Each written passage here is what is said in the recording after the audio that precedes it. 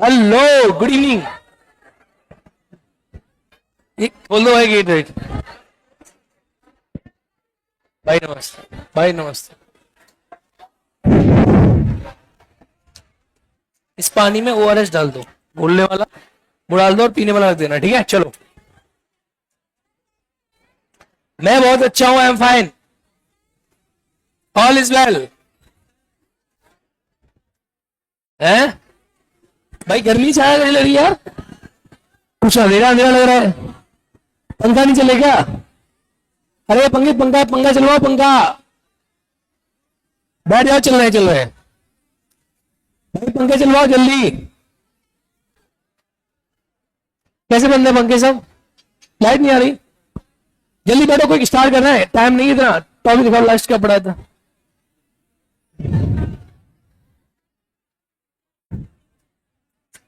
तुम्हारा बैच पता है बोरी रोड से पीछे हो गया 2-3 दिन। वहां की टाइमिंग 3 घंटा होगी, तुम्हारी 2 घंटे रही है।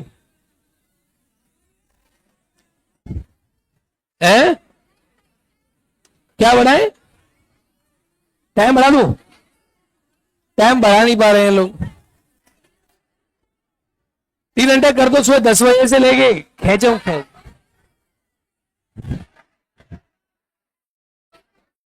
एक्चुअली यहाँ कोई क्लास होती है।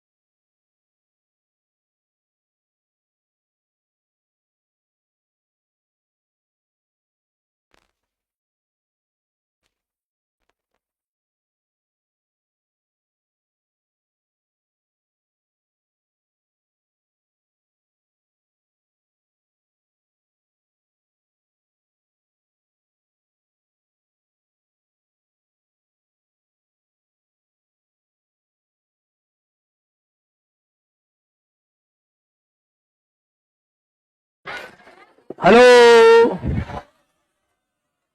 चलो भैया, ये आपने पढ़ लिया। अब सुनो, एक आता है, डालो व्यवस्था का प्रश्न। सर बेटा आ चुके हैं, तुम्हारी क्लास में कब आएंगे? सर क्लास में कब आएंगे? माहौल खराब हो रहा है? अभी सर थोड़ा बाहर है, सर थोड़ा बाहर है, ठीक है? डन। लिखो व्यवस्था का प्रश्न। अरे यार, ये कितना बड़ा कैसे हो गया? भैया प्लीज बात नहीं, अब बहुत यार तुम समय खराब करते हो।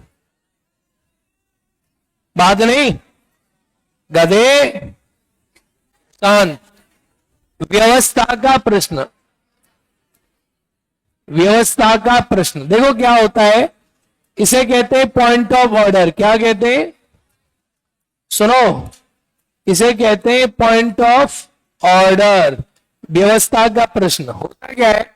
केवल सदन है, अगर सदन सही प्रकार से संचालित नहीं हो रहा है, सुनो, अगर सदन जो है वो सही प्रकार से संचालित नहीं हो रहा है, तो क्या होता है कि जो विपक्ष है, वो विपक्ष क्या करता है? व्यवस्था का प्रश्न उठाता है। क्या उठाता है? कि भाई जो सदन है उसकी व्यवस्था सही नहीं चल रही है, तो इसे कहते हैं व्यवस्था का प्रश्न, पॉइंट ऑफ ऑर्डर। क्या नाम देते हैं इसे? तो लिखे, जब सदन की कार्यवाही, जब सदन की कार्यवाही, जब सदन की कार्यवाही सही नियमों के द्वारा, जब सदन की कार्यवाही सही नियमों के द्वारा संचालित ना हो, जब सदन की कार्यवाही सही नियमों के द्वारा संचालित ना हो, तो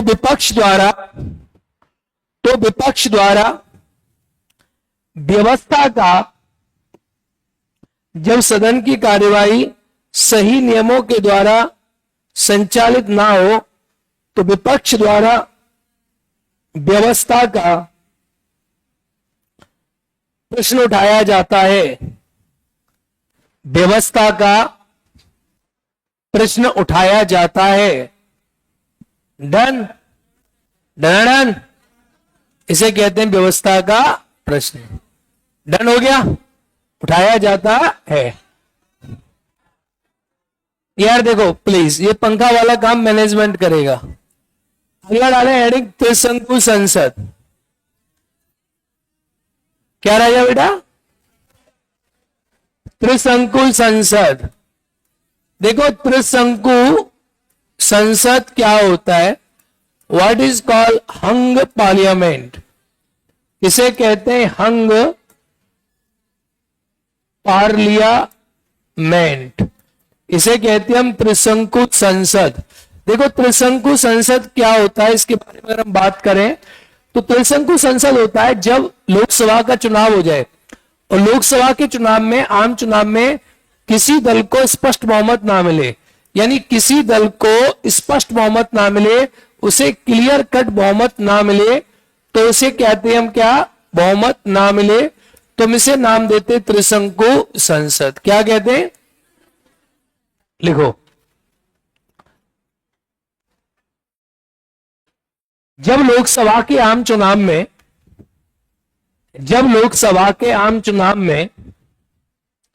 किसी दल को जब लोकसभा के आम चुनाव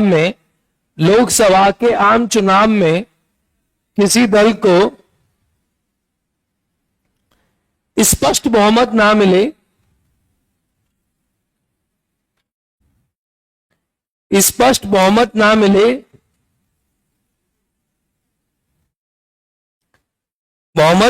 मिले, तो ऐसी स्थिति के संसद को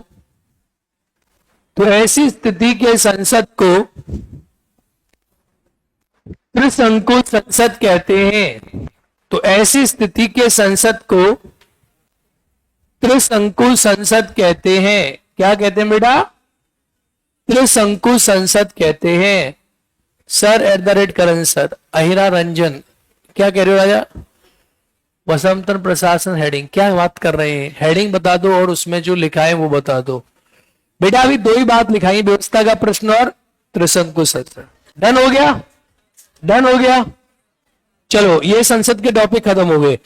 अब एक टॉपिक डालो, सुनो, संसद में स्थानों का रिक्त होना। अब देखो छोटे छोटे 2-3 टॉपिक है, इनको आप जान लो। पहला है संसद में, या एक काम करो, एक ना ऐसे करके स्थानों का रिक्त होना डाल दो। यानी स्थानों का रिक्त होना।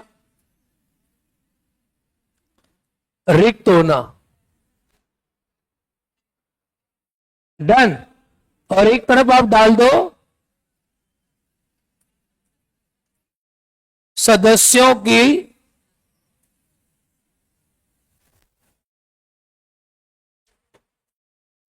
निरर्हता, डिस्क्वालिफिकेशन। स्थानों का रिक्त होना और सदस्यों की निरर्हता। डन। स्थानों का रिक्त होना, सदस्यों की, ये 101 आर्टिकल में। किस आर्टिकल में? 101 आर्टिकल में। इसको समझो, यानी किसी मेंबर ऑफ पार्लियामेंट का स्थान रिक्त कैसे होता है, इसको आप जानो। आज ये हमने पढ़ा नहीं है ना? अभी नहीं पढ़ाना भी। देखो, अच्छा हमने ये पढ़ लिया है क्या कि कोई लोकसभा भंग होगी तो कोई विधेयक लोकसभा के भंग होने भंग होगा कि नहीं होगा? वो मैंने मुंह देखने वाला कौन सा पढ़ लिया?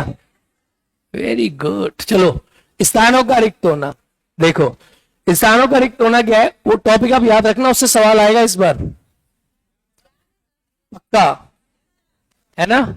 चलो देखो, स्थानों का रिक्त होना, अगर कोई सांसद, मान लो अगर कोई सांसद किसी एक सदन का सदस्य है, अगर कोई सांसद किसी सदन का सदस्य है, वो किसी सदन का सदस्य था और फिर वो दूसरे सदन का सदस्य बन जाता है, यानी ऑलरेडी आप एक एमपी हैं एक हाउस के, फिर आप दूसरे हाउस के एमपी बन जाते, डन। यानी पहले आप मान लो लोकसभा के एमपी थे, फिर आप राज्यसभा के एमपी बन जाते, तो ऐसी स्थिति में आपका जो पहला सदन है उसकी सदस्यता खत्म हो जाएगी, अगर आपने 10 दिन के अंदर नहीं बताया कि आप किस सदन के सदस्य रहोगे।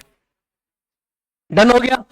दूसरा, अगर आप एक साथ, ये क्या था कि पहले आप इसके थे बाद में इसके बने, अगर आप एक साथ 2 सदनों के एमपी बनते हो, आप एमपी बनते हो एक साथ 2 सदन के, डन, एक साथ बनते हो, एक ही साथ, एक का बनता है लोकसभा का एमपी और एक बनता है राज्यसभा का MP, you became member of both houses at once, तो आपको 10 दिन में बताना पड़ेगा कि आप किस सदन के सदस्य रहोगे।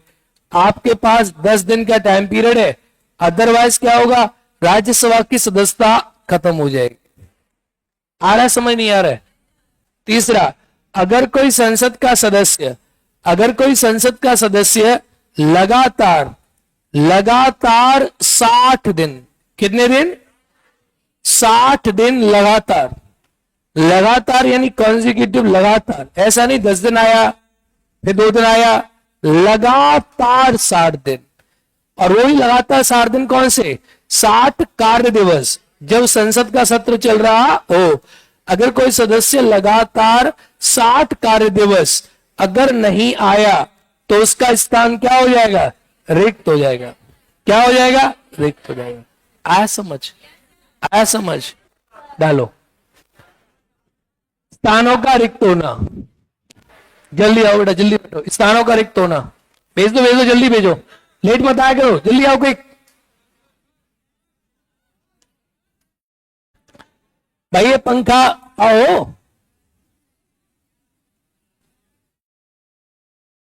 पंखा ऑन करा दो यार, कितना गर्मी में क्यों मार रहे हो इनको, लाइट नहीं आ रही है, उड़ा हुआ है, फ्यूज उड़ गया भाई। लिखे, जब कोई सदस्य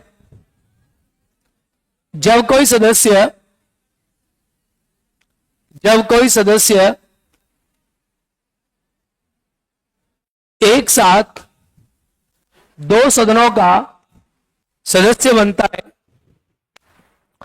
जब कोई सदस्य एक साथ 2 सदनों का सदस्य बनता है तो उसे 10 दिन में एक सदन की सदस्यता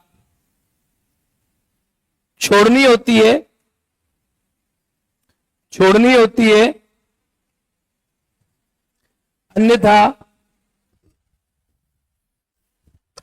अन्यथा उसकी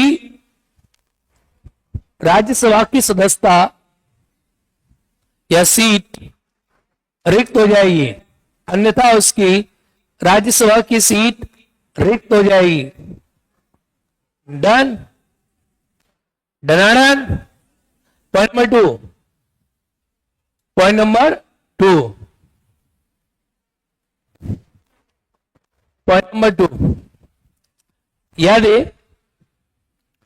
यदि कोई सदस्य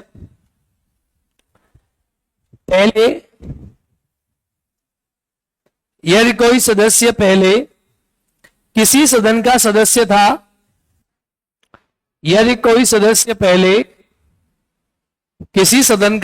था, भारी गर्मी लग रही है रे, यदि कोई सदस्य पहले किसी सदन का सदस्य था, अभी बात नहीं, सदस्य था और फिर वह दूसरे सदन का सदस्य बन जाता है, पहले सदस्य हो फिर दूसरे को बनेगा, बन जाता है। तो 10 दिन में निर्धारित करेगा, तो 10 दिन में निर्धारित करेगा,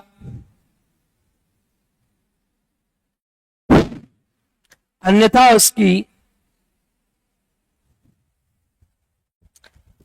उसकी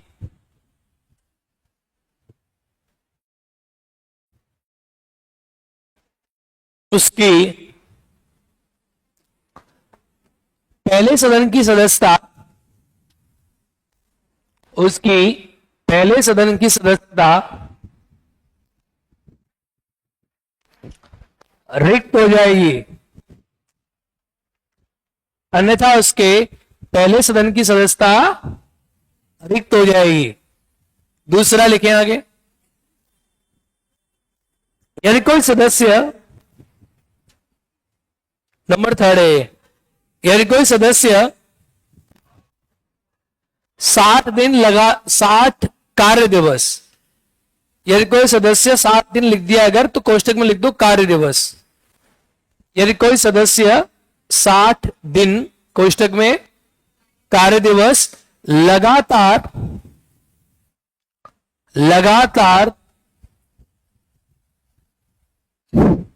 अनुपस्थित रहता है,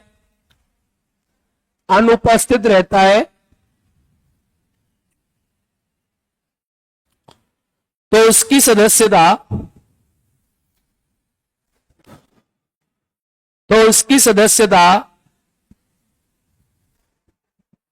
रिक्त हो जाएगी। सीट क्या हो जाएगी उसकी? रिक्त हो जाएगी। अरे हाँ या ना, छोड़ से बोलो। जय माता दी। गधे। अब आगे देखो, सदस्यों की निरंतरता, इसका आर्टिकल है 102। कौन सा आर्टिकल है? सुनो, इसमें क्या है, ये कौन करता है? जैसे मान लो कोई सदस्य है, अब किसी सदस्य ने अगर अब भारत की नागरिकता त्याग दी, क्या त्याग दी? यानी कोई मेंबर है, उसने भारत की नागरिकता त्याग दी, डन, नागरिकता त्याग दी, या किसी पर देशद्रोह लग गया। क्या लग गया? किसी पर लग गया देशद्रोह लग गया, नागरिकता त्याग दी, या कोई आरपीए में या संसद के कानून से, ये संसद का कानून कौन सा है?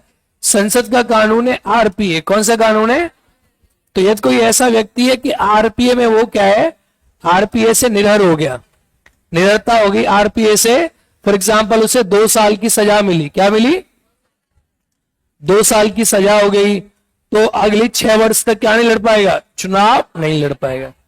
अरे हाँ ना, तो ऐसी निडरता मैंने आपको पहले ही पढ़ाई है, ये डिसाइड करता है राष्ट्रपति। कौन करता है? इसका निर्णय राष्ट्रपति लेता है, और किसकी सिफारिश पर लेता है? निर्वाचन आयोग। किसकी सिफारिश पे?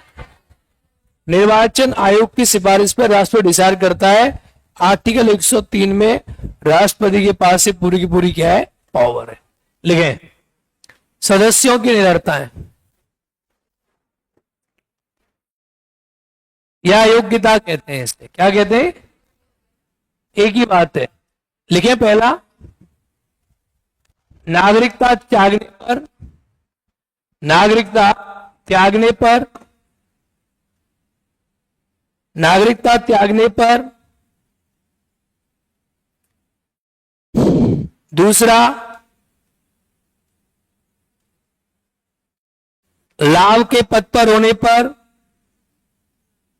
लाभ के पद पर होने पर, भारी गर्मी लग रही है मुझे, उसकी बात नहीं मेरा पढ़ाना। हरे राम राम राम राम राम राम राम।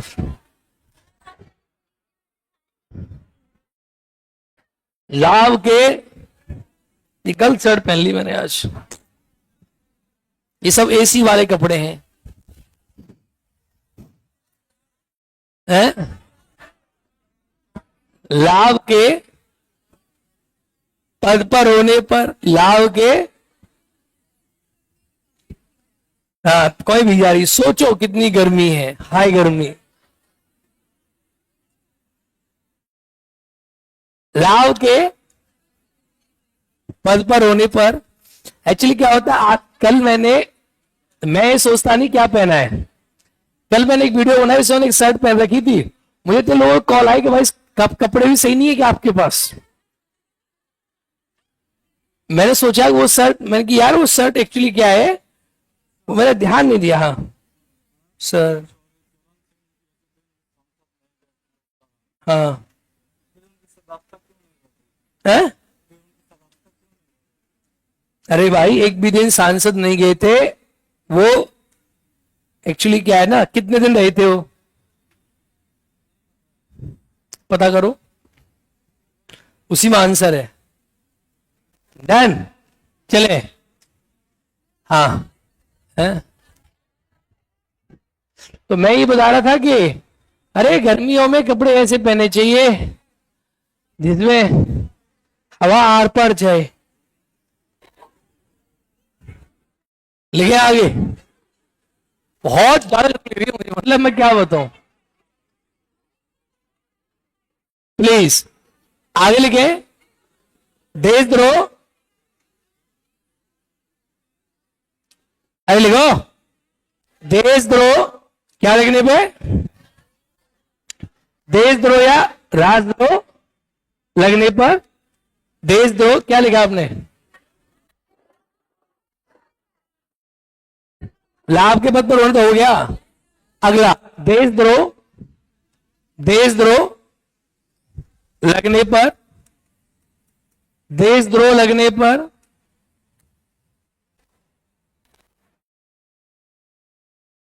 और इस संबंध में, इस संबंध में,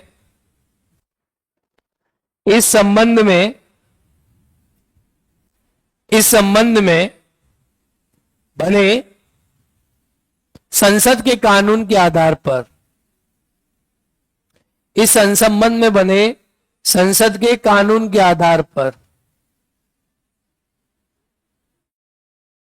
जैसे आरपीए, जैसे जनप्रतिनिधि अधिनियम आरपीए 1951। डन, ये मैं आपको दोबारा बता रहा हूं, एक बार और बता चुका हूं। और गधा कह रहा है कि सर थोड़ा एक्सप्लेन कर दीजिए खड़े होकर।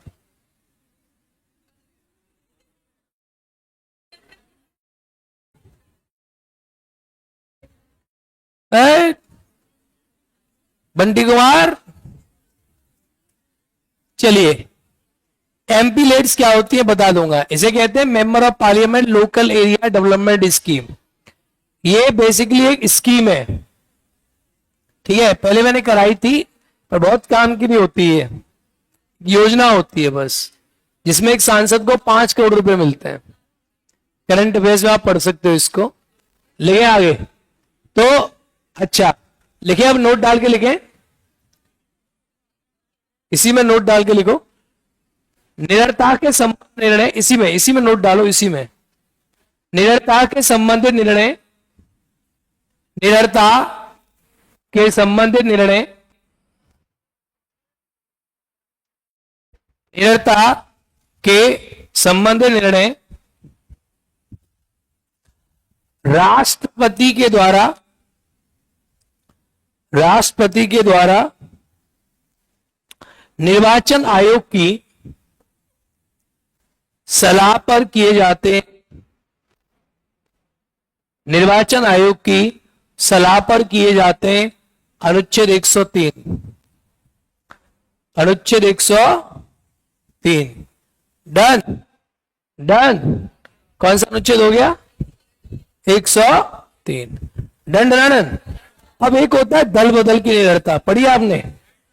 एक होता है दल बदल, क्या होता है, तो दल बदल में निरंतरता कैसे होती है, दल बदल का अलग तरीका है। देखो एक होता है दल बदल कानून, क्या होता है, अब जो दल बदल कानून होता है उसमें निरंतरता कैसे होती है, ठीक है। तो दल बदल कानून जो होता है उसका क्या सिस्टम है, देखो दल बदल कानून जो है उसमें निरंतरता अलग होती है, तो आप उसके बारे में समझ लो पहले। देखो दल बदल का समझा देता हूं, बाकी आपको समझाऊंगा 10वीं अनुसूची। यहां देखो, इसे 52 में संविधान संशोधन से 1985 में ऐड किया गया था और इसके माध्यम से जोड़ी गई थी 10वीं अनुसूची। इसमें क्या होता है कि कुछ नेता क्या करते थे, पहले किसी दल में रहते थे और किसी अन्य दल को ज्वाइन कर लेते थे। इसे दल बदल कहते हैं, यानी कोई नेता किसी पार्टी का है और किसी पार्टी को ज्वाइन कर ले। ऐसी चीजों को रोकने के लिए हमारे कंट्री में दल बदल का प्रावधान आया। अब दल बदल किस पर लगता है, यानी किस पर लागू होता है, और एक प्रोविजन आता है किस पर लागू नहीं होता। इसके दो सेक्शन है, दल बदल किस पर लागू होता है और दल बदल किस पर लागू नहीं होता। तो ये लागू नहीं होता किस किस पर नहीं होता और किस पर लागू होता है, समझ लो आप। ठीक है भाई, देखो पहला, अगर कोई सदस्य किसी दल से चुनाव लड़ा, ठीक है, और आपने चुनाव जीता, आप किसी दल के सदस्य हैं और आपने चुनाव जीतने के बाद आप एमपी हैं, एमएलए, आपने दल की सदस्यता त्याग दी। क्या त्याग दी? तो आपने सदस्यता जैसे ही त्याग दी तो आप क्या हो जाओगे, आपकी सदस्यता रद्द हो जाएगी, यानी आपके ऊपर आइडेंटिफिकेशन लग गया। आप जीते बीजेपी से, आप सांसद बने बीजेपी से, सांसद बने कांग्रेस से, और जाकर आपने जो है आपने ज्वाइन कर दूसरी कोई पार्टी, तो आपकी मेंबरशिप क्या हो जाएगी, खत्म हो जाएगी। हाँ समझ, पहला। दूसरा क्या है कि अगर कोई सदस्य, कोई एमपी या कोई सांसद या कोई एमएलए अपने दल की विप का पालन नहीं करता, किसका पालन नहीं करता, और विप क्या होता है, पार्टी का आदेश। क्या होता है, पार्टी का आदेश। मान के चलो आपको बोला गया कि कांग्रेस के खिलाफ वोट करनी है और आपने क्या किया, कांग्रेस के पक्ष में वोट कर दिया, तो आपने अगर पार्टी के आदेश का पालन नहीं किया तो आपकी मेंबरशिप चली जाएगी। तीसरा, अगर कोई सांसद चुनाव जीता है किसी पार्टी से, आप किसी पार्टी से जीते चुनाव और उसके बाद आप किसी दूसरी पार्टी में जाके मेंबर बन गए, डन। यहां तो आपने मेंबरशिप त्याग दी, किसी के भी नहीं बने आप, यहां आप किसी पार्टी से दूसरी पार्टी के मेंबर बन गए, जैसे राघव चड्ढा, डन। आप किसी के मेंबर थे और आप किसी में जाकर चले गए। अब राघव चड्ढा पे क्यों लागू नहीं हुआ वो मैं आपको ही बताता हूं। चौथा, अगर कोई निर्दलीय सदस्य है, आप निर्दलीय मेंबर बने, जैसे पप्पू यादव, अगर आप निर्दलीय, सुनो, अगर आप निर्दलीय मेंबर बने तो उसके बाद क्या हुआ, आपने किसी दल को जाकर ज्वाइन कर लिया चुनाव जीतने के बाद, तो आपकी सदस्यता चली जाएगी। क्यों चली जाएगी, क्योंकि आप निर्दलीय थे और आपने किसी दल को ज्वाइन कर लिया। अगर राष्ट्रपति ने आपको मनोनीत किया है या राज्यपाल ने आपको मनोनीत किया है, आप मनोनीत सदस्य हैं, तो मनोनीत होने के 6 महीने के अंदर अगर आपने किसी को ज्वाइन कर लिया तो ठीक है, अगर 6 महीने के बाद किसी को आपने ज्वाइन किया तो आपकी मेंबरशिप क्या होगी, चली जाएगी। जैसे आप बीजेपी से बने, कांग्रेस से बने और 6 महीने में आपने किसी को ज्वाइन कर लिया, मतलब राष्ट्रपति ने आपको बनाया, आप 6 महीने में बीजेपी के मेंबर बन गए, आपने बोल दिया कि मैं पार्टी ज्वाइन की, सचिन तेंदुलकर है तो चाहे तो पार्टी ज्वाइन कर सकता था, लेकिन 6 महीने में, 6 महीने के बाद नहीं। अब ये किस पर लागू नहीं होता, किस पर लागू नहीं होता, तो देखो ये लागू नहीं होता अगर किसी दल व्यक्ति ने सदस्यता त्याग दी, तो उसे पार्टी ने क्या किया, जो दल है उस दल ने उसे माफ कर दिया, तो ये लागू नहीं होता। दूसरा, अगर किसी पार्टी के 2/3 सदस्य, कितना बोला मैंने, अगर किसी पार्टी का एक सदस्य नहीं, किसी पार्टी के 2/3 सदस्य, उस विधानसभा के 2/3 सदस्य, ठीक है, जाकर दूसरे वाले में जाके मर्ज कर जाए तो उन पर लागू नहीं होती। ये प्रोविजन पहले नहीं था, ये प्रोविजन जोड़ा गया 91 में संविधान संशोधन 2003 से। राघव चड्ढा अपने साथ पंजाब विधानसभा के, जो पंजाब से राज्यसभा की सीट थी, उस 2/3 मेंबर को लेकर गया, इसीलिए उसके ऊपर आइडेंटिफिकेशन लागू नहीं हुआ। आया समझ, वो 2/3 पूरे ले आया, पूरे लागू उस पर नहीं हुआ। चौथा, अगर कोई आदमी अध्यक्ष बन गया, जैसे लोकसभा अध्यक्ष बन गया आप, राज्यसभा का अध्यक्ष तो मेंबर होता ही नहीं है, तो अगर आप लोकसभा के अध्यक्ष बन गए तो लोकसभा के अध्यक्ष ने अगर अपनी पार्टी की, जैसे आज ओम बिरला बीजेपी की सदस्यता छोड़ दें, तो अध्यक्ष के ऊपर एंटी डिफेक्शन लागू नहीं होता। ऐसा क्यों होता है, सब मेंस का पॉइंट है, क्यों होता है आप जान लो। क्योंकि अध्यक्ष मैंने पढ़ाया मेंस में, अध्यक्ष के साथ प्रॉब्लम क्या है, अध्यक्ष के लिए सुझाव क्या है, अध्यक्ष पार्टी का मेंबर होता है तो वो निर्णय स्वतंत्र नहीं ले पाता, वो पक्षपात करता है। अगर अध्यक्ष पार्टी का मेंबर नहीं होगा तो पक्षपात नहीं करेगा। इसीलिए हमारे देश में या दुनिया के देशों में ये प्रोविजन है कि अध्यक्ष चाहे तो अपनी मेंबरशिप छोड़ सकता है, उसके ऊपर एंटी डिफेक्शन नहीं लगेगा। लेकिन हमारे देश में कोई छोड़ता नहीं है। एक नीलम संजीव रेड्डी साहब ने छोड़ी थी, बस कोई मेंबरशिप छोड़ता नहीं है हमारी कंट्री में। क्योंकि ब्रिटेन में ऐसा होता है, मेंबरशिप छोड़ देते हैं लोग। हमारे देश में कोई भी मेंबरशिप छोड़ता है नहीं, पर छोड़ देगा तो उस पर एंटी डिफेक्शन नहीं लगेगा। अगर लोकसभा का अध्यक्ष बोलेगा कि ना मैं बीजेपी का हूं और ना मैं बीजेपी का हूं और ना मैं कांग्रेस का हूं, तो उस पर कोई प्रभाव नहीं पड़ेगा। आया समझ नहीं आया? बोलो। तो अध्यक्ष चाहे तो मेंबरशिप को छोड़ सकता है, उस पर लागू नहीं होगी। या अगर कोई सदस्य है, मनोनीत हुआ है, उसने 6 महीने के अंदर किसी दल की सदस्यता ज्वाइन कर ली, अंदर 6 महीने के अंदर ज्वाइन कर ली, तो उसके ऊपर एंटी डिफेक्शन लागू नहीं होगा। एंटी डिफेक्शन का जो निर्णय होता है, दल बदल का जो निर्णय होता है, वो लेता है लोकसभा का अध्यक्ष। कौन लेता है? यहां लोकसभा का अध्यक्ष जो है इसका निर्णय लेता है। अब इसकी प्रॉब्लम यह है बहुत सारी कि लोकसभा का अध्यक्ष निर्णय लेगा, पर कितने समय में लेगा, इसकी समय सीमा निर्धारित नहीं है। ये मैं आपको पढ़ाऊंगा, वही समय सीमा निर्धारित नहीं है कितने समय में लेगा। ये मेन प्रॉब्लम है इसकी मेंस में। दूसरा क्या है कि दल बदल का जो निर्णय लेगा उसका न्यायिक पुनरावलोकन नहीं होता, न्यायपालिका उसे चेक नहीं कर सकती। इसलिए अध्यक्ष क्या करता है? अध्यक्ष अपनी मनमानी करता है। और यही मेंस का पॉइंट है कि दल बदल कानून में क्या समस्या है या लोकसभा अध्यक्ष क्या है, उसकी दिक्कत क्या है। देखो आपने धन विधेयक देखा, अब प्री मेंस में क्या होगा? अब लोकसभा अध्यक्ष की समस्या लिखेंगे अब मेंस में। तो सुनो क्या है यार, पंखा नहीं चल सकता ना क्योंकि लाइट का फ्यूज उड़ा है। अब तुम बोलो तो मैं क्लास ऑनलाइन कर दूं, सब चलेगा, मैं स्टूडेंट चलाया तो एसी में, बोलो तो चुपचाप पढ़ो, डन। ऐसी इरिटेशन आती है। सुनो तो क्या होगा मेंस में, क्या होगा? अध्यक्ष है तो अध्यक्ष धन विधेयक में देखा आपने प्रॉब्लम क्रिएट कर रहा था, धन विधेयक बनाया था, किसी विधेयक को किसी आदमी को बोलने नहीं देता। ये भी एक अध्यक्ष की बहुत बड़ी समस्या है। ये भी कि वो दल बदल में उन पे नहीं लगाता जिन पे लगाना चाहिए, और उन पे लगा देता जिन पे लगाना। बीजेपी का सांसद इधर से इधर मुड़ गया ना, मुंह इधर से इधर कर लिया तो खत्म गया। तो अब आप क्या समझे? एक्चुअली हमारे देश में ना, हमारे देश में नहीं, किसी भी लोकतंत्र में ऐसा कोई नहीं कह सकता कि कोई आदमी सबसे पावरफुल है। देखो आप प्रधानमंत्री जाके सरकार के सामने संसद में भीख मांगते हैं, दे दो बजट, दे दो भीख, दे दो। लोकसभा का बहुमत चाहिए नहीं चाहिए? प्रधानमंत्री को संसद कंट्रोल करता है, सांसदों को प्रधानमंत्री कंट्रोल करते हैं, पार्टी कंट्रोल करती है। तो इस देश में कभी कोई ये नहीं कह सकता कि मेरे ऊपर कोई नहीं है, अहम ब्रह्मास्मि। हमारा सिस्टम ऐसा क्रिएट हुआ है कि यहाँ आदमी जो है वो एक दिन में खत्म हो सकता है। कैसे बात जा रही है? तो अब आप क्या समझे? इसी को हम पॉलिटी में नाम देते हैं क्या? पॉलिटी में इसको हम नाम देते हैं बैलेंस ऑफ पावर। क्या नाम देते हैं? शक्ति संतुलित है हमारे देश में, बैलेंस ऑफ पावर। यानी इस कार्यपालिका, जिसे भी देखो कार्यपालिका ने किसी के खिलाफ, कार्यपालिका नहीं पुलिस, कार्यपालिका नहीं सरकार, अगर कार्यपालिका किसी पे कुछ कर दे, केस करे, कुछ करे, तो न्यायपालिका अगर ना हो तो कार्यपालिका कुछ भी कर लेगी। बैलेंस क्या हुआ है?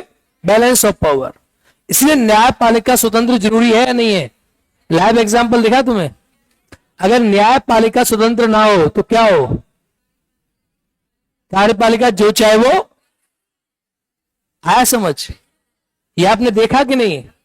समझ गए मैंने क्या समझाया? कार्यपालिका कुछ भी कर सकती है। वैसे कार्यपालिका वैसे भी कुछ भी कर सकती है। कार्यपालिका के पास बहुत बड़ा तंत्र होता है, क्योंकि सरकार कार्यपालिका चलाती है ना, इसीलिए तो कार्यपालिका रेगुलेशंस को लागू करती है। डन। कार्यपालिका जैसे मैं भी पढ़ा रहा हूं, मुझसे कह दे कि नहीं तुम जो है कैसे पढ़ा सकते हो, क्योंकि तुम बीएड हो या नहीं हो, चेक कर ली भी 2 मिनट के अंदर, ठीक है मैं तो हूं। पर कार्यपालिका किसी तरीके से कर सकती है आदमी को, लेकिन न्यायपालिका ना हो तो आदमी के अधिकार खत्म है। फिर आया समझ? और तुम सब क्या बनोगे? यही डिसाइड करना है, कार्यपालिका न्यायपालिका। तुम सब कार्यपालिका वालों लोगों के दुश्मन हो। इसीलिए अब समझो, आर्टिकल 12 में मौलिक अधिकार किसके विरुद्ध है? और न्यायपालिका राज्य है, राज्य है समझ। तो अभी जो मामला आपने देखा, इसमें किसने केस किया? राज्य। किसने? और तुम क्या बनोगे? राज्य, स्टेट। अगर मौलिक अधिकारों की रक्षा राज्य से उम्मीद कर ले तो कर देगा। कौन करता है रक्षा? न्याय। दिमाग क्लियर हुआ?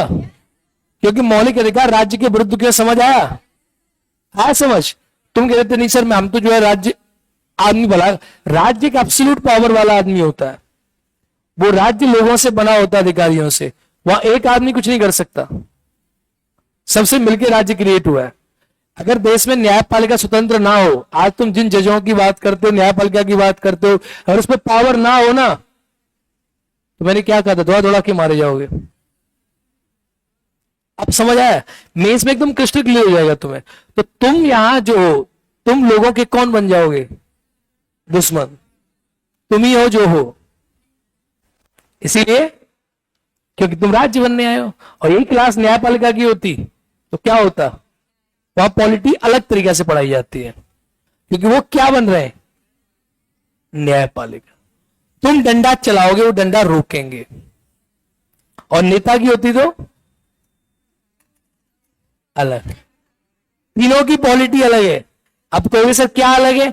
न्यायपालिका ये देखती है कि अधिकारों की रक्षा कैसे हो रही है, और कार्यपालिका ये देखती है, अब आप समझ लो, पॉलिटी पढ़ने का अलग फ्लेवर है। अगर संविधान को तुम पढ़ोगे न्यायपालिका की दृष्टि से, तो वहां आपको इस दृष्टि से पढ़ाया जाएगा कि आपको रक्षा कैसे करनी है, और यहां इस दृष्टि से पढ़ाया जाएगा कि आपको धुआं कैसे मचाना है। आया समझ? आया? यही आपकी ट्रेनिंग है। यहां जब ट्रेनिंग करोगे तो आपको सिखाया जाएगा कि आपको धुआं कैसे मचाना है। मचाते नहीं हो, सिखाया सब जाएगा, क्योंकि कमांड सरकार धीरे धीरे देती है। आया समझ? अब आप तय कर सकते हो, अभी भी आपके पास रास्ता है कि न्यायपालिका में जाना है या कार्यपालिका में। और नेता बनोगे तो किस में जाओगे? विधायिका में। किस में जाओगे? और अधिकारी बनोगे तो, और जज बनोगे तो, वकील बनोगे तो, डिसाइड योर चॉइस।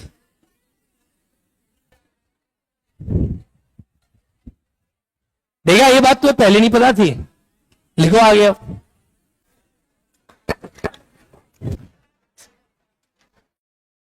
बावन में डालो, हटे डालो, दल बदल, यही डालो दल बदल अलग से। बॉक्स बना दो चाहो तो, या अलग से लिख दो दल बदल।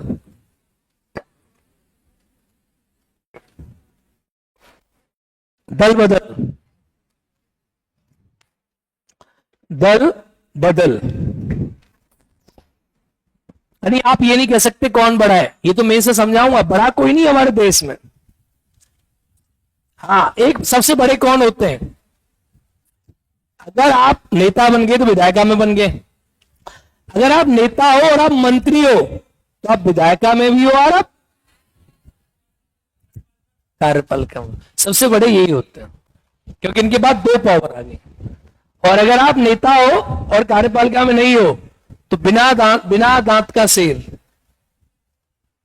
इसीलिए नेता बनने का आदमी चाहता है मंत्री बन जाऊं, और मंत्री के बाद चाहता है प्रधानमंत्री बन जाऊं,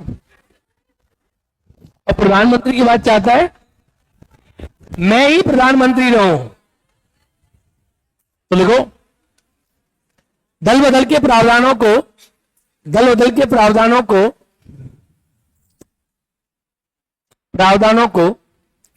52 में संविधान संशोधन, 52 में संविधान संशोधन 1985 से जोड़ा गया, जिसमें 10वीं अनुसूची को शामिल किया गया, 10वीं अनुसूची को शामिल किया गया,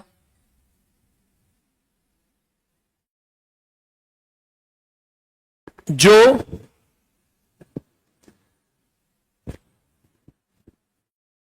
दल बदल के संबंध में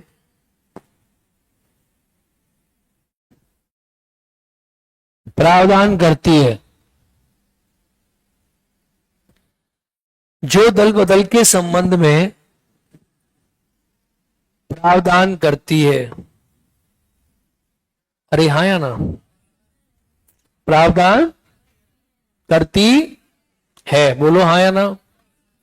लिखे क्या, किस पर लागू होता है, लिख दो आप। एक तरफ किस पर लागू होता है और किस पर लागू नहीं होता, शॉर्ट में बना दो, काम खत्म।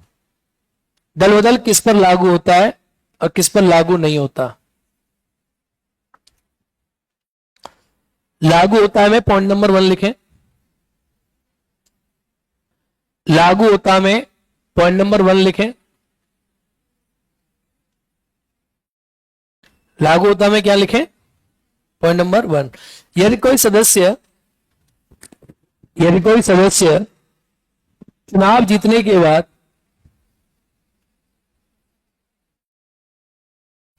दल की सदस्यता त्याग देता है,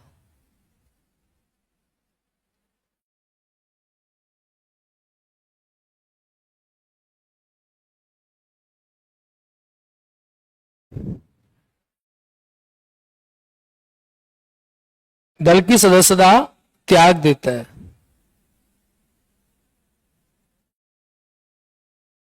पॉइंट नंबर नेक्स्ट,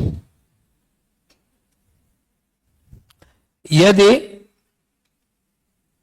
कोई सदस्य पार्टी के आदेश का पालन नहीं करता, पार्टी के आदेश का पालन नहीं करता,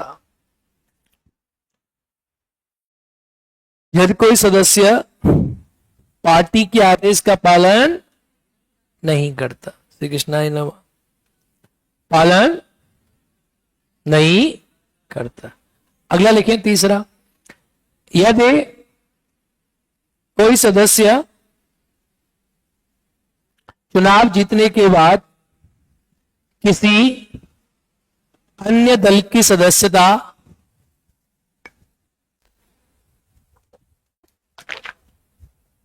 ग्रहण कर लेता है,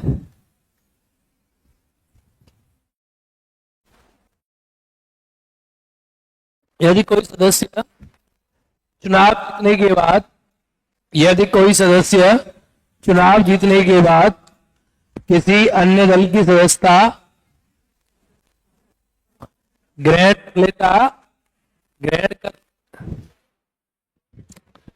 ग्रहण कर लेता, बाबू इसकी बैटरी चार्ज नहीं, डिस्चार्ज इधर आओ। यदि कोई सदस्य चुनाव जीतने के बाद किसी अन्य दल की सदस्यता ग्रहण कर लेता, बोलो हां, डन।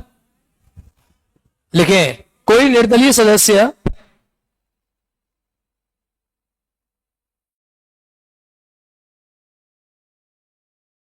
इसी में कोई निर्दलीय सदस्य चुनाव के बाद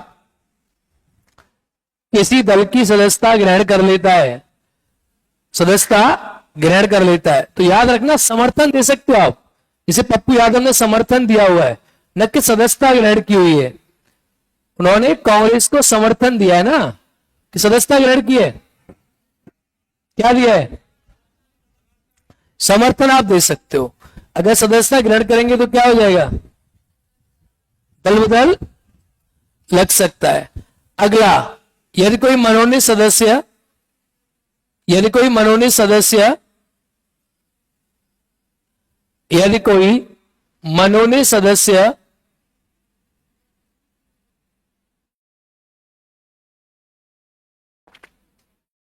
अपने मनोनयन के, यदि कोई मनोनीत सदस्य अपने मनोनयन के 6 महीने, कितने महीने, यदि कोई मनोनीत सदस्य अपने मनोनयन के 6 महीने, कितने महीने, 6 महीने, 7 नहीं 6 महीने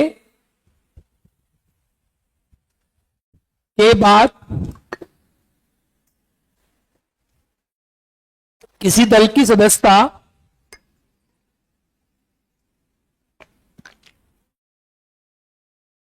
ग्रहण कर लेता है, ग्रहण कर लेता है। अरे हाँ या ना, ग्रहण कर लेता है। चलो अब आप लिखें लागू नहीं होता, लागू नहीं होता। सर नींद आ रही है तो मैं क्या करूं, सुलाने आ जाऊं तुम्हें? गधे, नींद आ रही है, नींद आ रही है। लेकिन आगे लागू नहीं होता, लागू नहीं होता। वह उसको नींद आ रही है या सांस नहीं आ रही? नींद आ रही है, लागू नहीं होता। एक बार यहां जा ऑफलाइन में, नींद की क्या चलती है, क्या क्या आ जाएगा? लागू नहीं होता। देखिए यदि पार्टी, यदि पार्टी, पार्टी यानी दल, यदि पार्टी, पार्टी मतलब पार्टी मतलब पार्टी नहीं, दल, दल माफ कर दे, दल माफ कर दे, दल माफ कर दे। दूसरा, यदि किसी दल के 2/3 सदस्य, यदि किसी दल के 2/3 सदस्य किसी अन्य दल में जाकर, यदि किसी दल के 2/3 सदस्य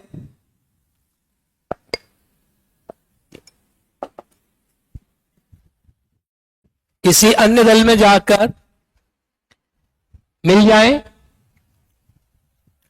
यदि किसी दल के 2/3 सदस्य, 2/3 सदस्य किसी अन्य दल में जाकर क्या हो जाए, मिल जाए।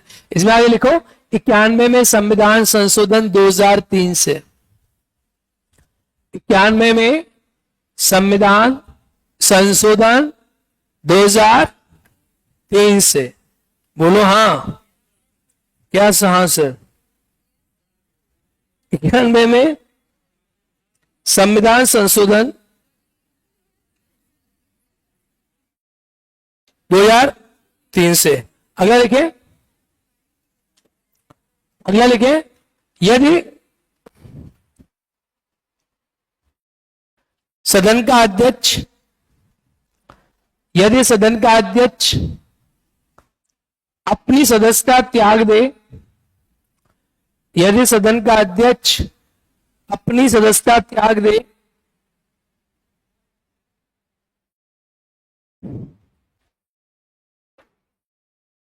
तो उसके ऊपर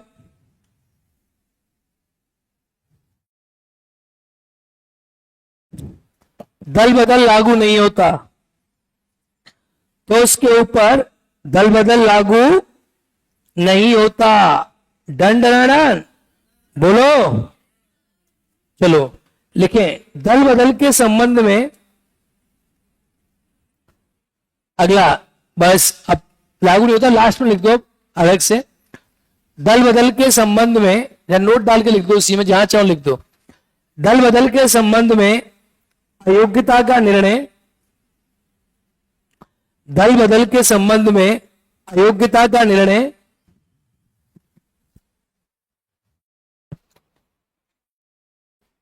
सदन का अध्यक्ष करता है। कौन करता है? याद रखना, निरंतरता का राष्ट्रपति करता है और इसका सदन का अध्यक्ष करता है। एक लाइन और लिखो इसमें, पॉइंट नंबर 2, दल बदल के निर्धारण के समय, दल बदल के निर्धारण करने के लिए, दल बदल का निर्धारण करने के लिए अध्यक्ष के पास कोई समय सीमा नहीं है। अध्यक्ष के पास कोई समय सीमा नहीं है। अध्यक्ष के पास क्या नहीं है? समय सीमा नहीं है। डन। अब देखो एक केस है इसका, पर दिक्कत है मेंस में क्या पढ़ोगे, इतने सब पढ़ लोगे तो। एक केस का नाम लिख दो बस, क्यूतो ओलोहान। नाम लिख रहा हूं मैं, क्यूतो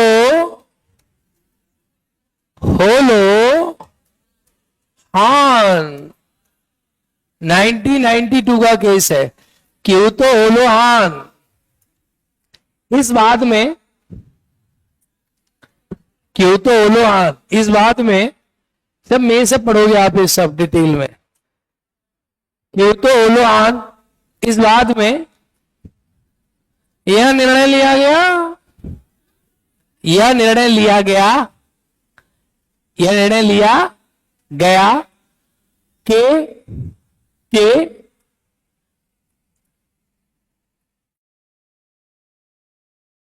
क्योतो ओलोहान, इस बात में यह निर्णय लिया गया कि अध्यक्ष के निर्णय का पुनर्वालोकन किया जा सकता है।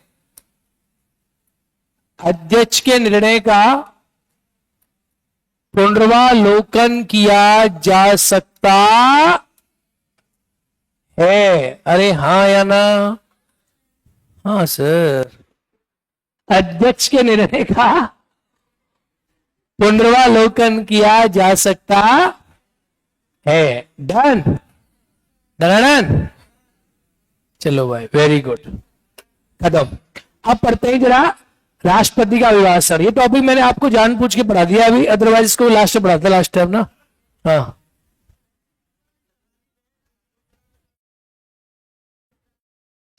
है ओके।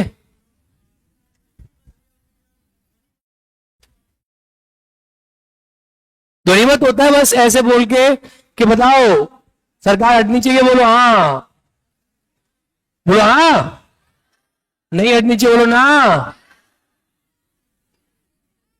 यह प्रस्ताव ना से पारित हुआ, खत्म। कुछ नहीं होता, ये सब बेवकूफ बनाने का औजार है। एक बात बताओ, बैठो, मान लो सरकार है, सुनना, बस बात होगी, हेलो, होगी,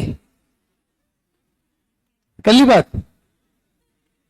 अब यहां देख, आपको बताए सदन की कुल संख्या होगी, इस सदन की कुल संख्या का सरकार के पास कितना परसेंट होगा?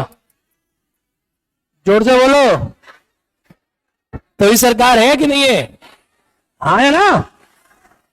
तो अध्यक्ष को ये पता है। अगर मैं बोलूं आपसे कि भैया हमारे देश की सरकार, मैं बोलूं हमारे देश से शिक्षा मंत्री ने ये किया, शिक्षा मंत्री हटना चाहिए, कितने लोग चाहते हटना चाहिए बोलो हाँ, कितने लोग चाहते नहीं हटना चाहिए बोलो ना।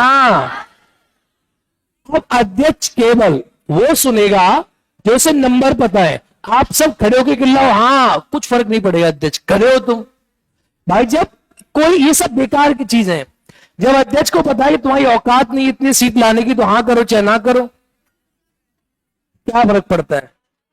आया समझ? यानी कोई नहीं लड़ सकता देश में जब तक लोकसभा में आपके पास बहुमत है।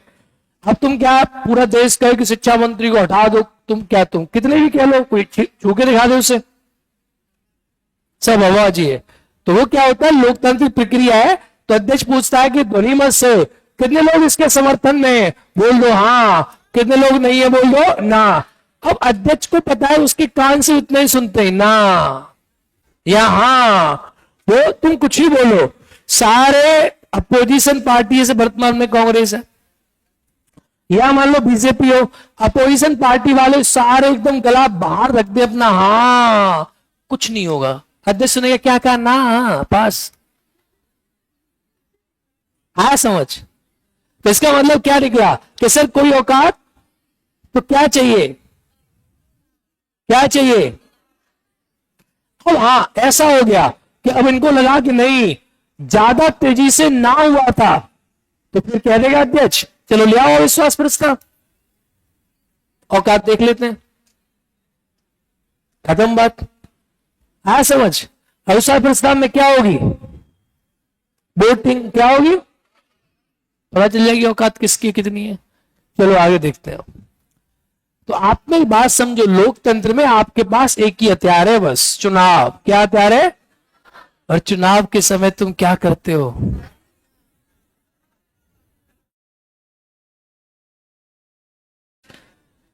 हमारे देश का युवा चाहता है कि वो इंस्टाग्राम पे लाइक करके सरकार बना दे।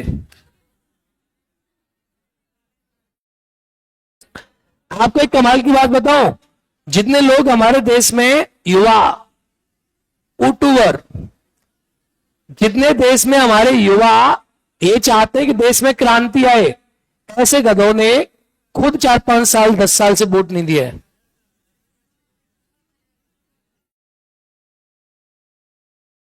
आप मुझे बताओ, आप में से कितने लोगों ने वोट दिया है? लो, आप में से कितने लोगों ने लोकसभा के चुनाव में वोट दिया था? हवाबाजी कर रहे हो क्या है? बट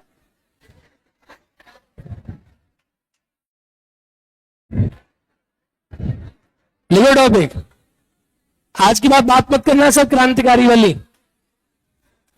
वोट देते नहीं हो। राष्ट्रपति का, अब कुछ लोग पता है क्या कहेंगे, सर वोट देने से क्या फायदा है?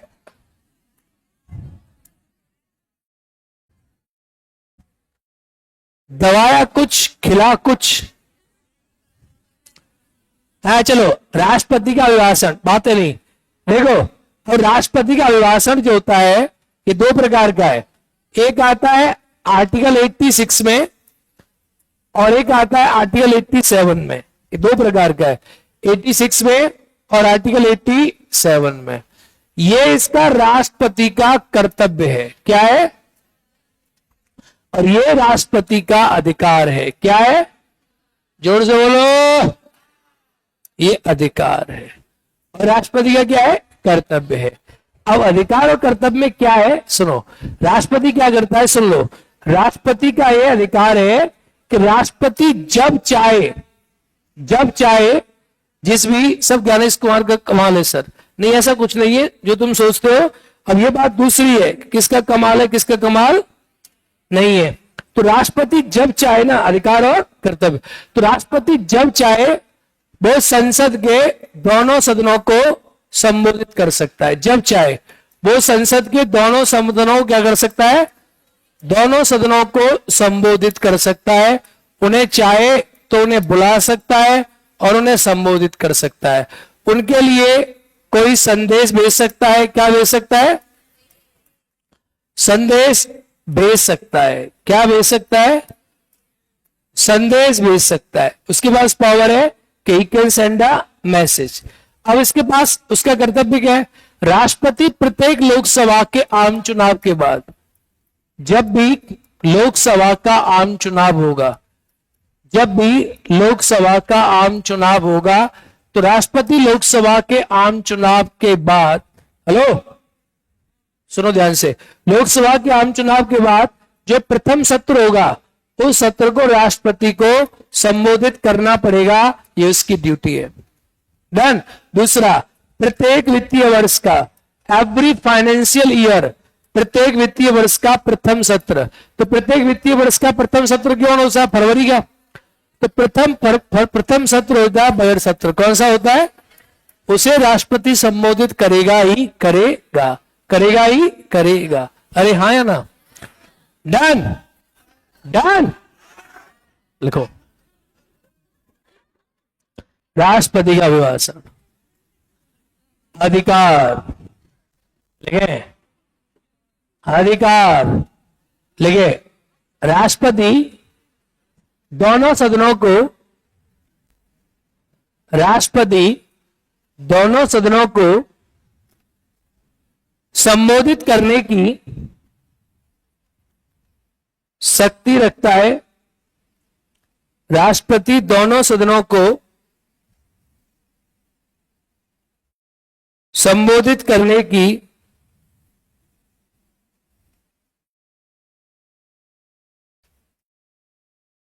शक्ति रखता है।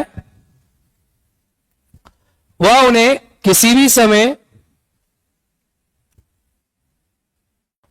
वह उन्हें किसी भी समय मैसेज भेज सकता है। मैसेज मतलब संदेश भेज सकता है। वो उन्हें किसी भी समय संदेश भेज सकता है।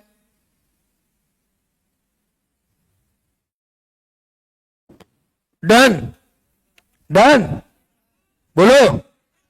दूसरा लिखें, वो दोनों सदनों का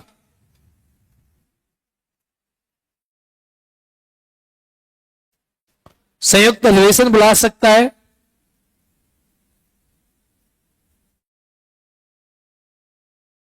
बुला सकता है। वो दोनों सदनों का संयुक्त अधिवेशन बुला सकता है। कृष्णा कृष्णा कृष्णा, बुला सकता, अरे हाँ या ना? चलो,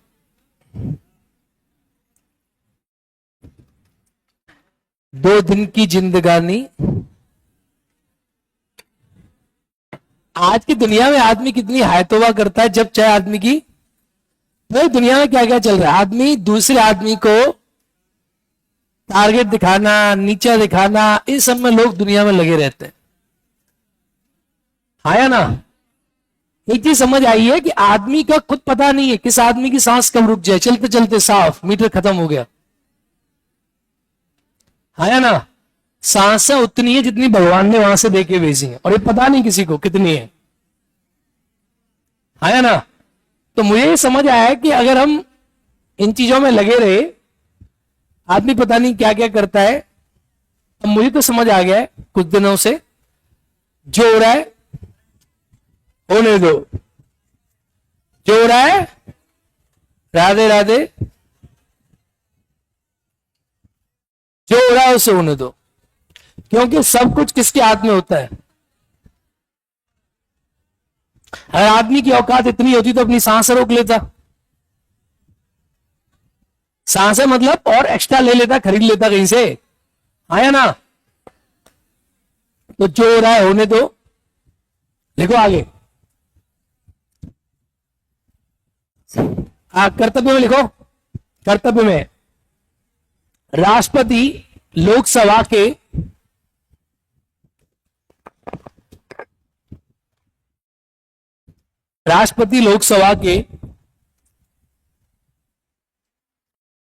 प्रथम लोकसभा के आम चुनाव के बाद, लिखो लोकसभा के आम चुनाव के बाद, लोकसभा के आम चुनाव के बाद, आम चुनाव के बाद प्रथम सत्र को संबोधित करेगा, प्रथम सत्र को संबोधित करेगा,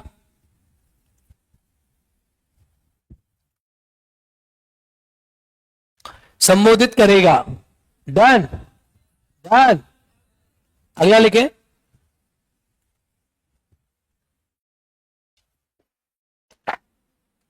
प्रत्येक वित्तीय वर्ष के, प्रत्येक वित्तीय वर्ष के, प्रत्येक वित्तीय वर्ष के प्रथम सत्र को संबोधित करेगा, प्रत्येक वित्तीय वर्ष के प्रथम सत्र को संबोधित करेगा। डन, इसका क्या है? कर्तव्य। लिख दो, यह राष्ट्रपति का कर्तव्य है, लोकसभा अध्यक्ष की सहमति से करेगा। यह राष्ट्रपति का कर्तव्य है, लोकसभा अध्यक्ष की सहमति से या उसकी सुझाव से करेगा। Done, done. यह राष्ट्रपति का कर्तव्य है, वो लोकसभा अध्यक्ष की सहमति और उसके सुझाव से करेगा। Done, done, done. चलो, टॉपिक खत्म। संसद का लास्ट टॉपिक रह गया, संसदीय समितियां। हाइडिंग डालो अगले पेज पे। संसदीय, मुजफ्फरपुर की लीची किसी को खानी है तो हम खिलाएंगे। यहां तो तुम लाए नहीं गधे आज तक। कौन कौन लोग मुजफ्फरपुर से हैं? अरे तुम क्या हो मुजफ्फरपुर से? एक बात बताओ, मुजफ्फरपुर में जो शाही लीची है मैंने खाई तो है, पर जो बाहर मिलती है और जो लेके आते हैं वो छोटी छोटी सी है। बाहर लीची बड़ी मिलती है, तो एक्चुअली में मुजफ्फरपुर की शाही लीची छोटी होती है क्या बहुत? तो कहीं मिलती नहीं है। कहां मिलता है? कल मंगाओ। नॉट आधा किलो, मैं इतना ही खा पाऊंगा है। साई कल लेके आओ, आधा किलो सब मत लाना। डन। कब तक चलेगी लीची? है? मैं घर गया इस बार, मुझे घर वाले, मतलब मैं गया ही 1 घंटे के लिए था मैक्सिमम, तो मुझसे कह रहे कि भाई मैं चलो अगली बार लेके आएंगे तुम्हारी लीची। सर मेरा एग्जाम मुजफ्फरपुर में, एग्जाम चलो कितने, हाँ दिक्कत क्या है, मैंने खाई कई बार लड़के भी लाए थे, कई बार लाए, लेकिन वो छोटी छोटी लीची होती है, वो नकली है।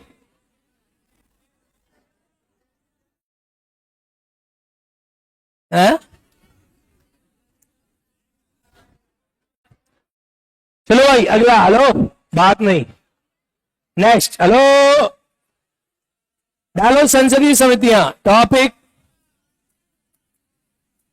संसदीय समितियां। पहले गुरुओं का यही काम होता था, गुरु पढ़ाते थे, चेला उन्हें लाके देते थे क्या, आटा नमक रोटी सब्जी। आजकल सब चेंज हो गया है।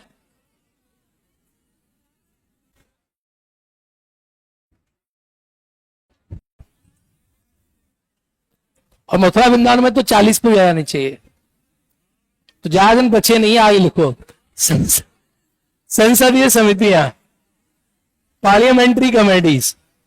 देखो उसमें भी तो सेवा ही है क्या, उसे भी तो पढ़ाना ही पड़ता है लोगों को, डेली पढ़ाओ। पार्लियामेंट्री कमेटीज क्या होती है, एचडीएम बनकर जाना, पूजा हो गया एचडीएम बन गए, लाइट चली गई।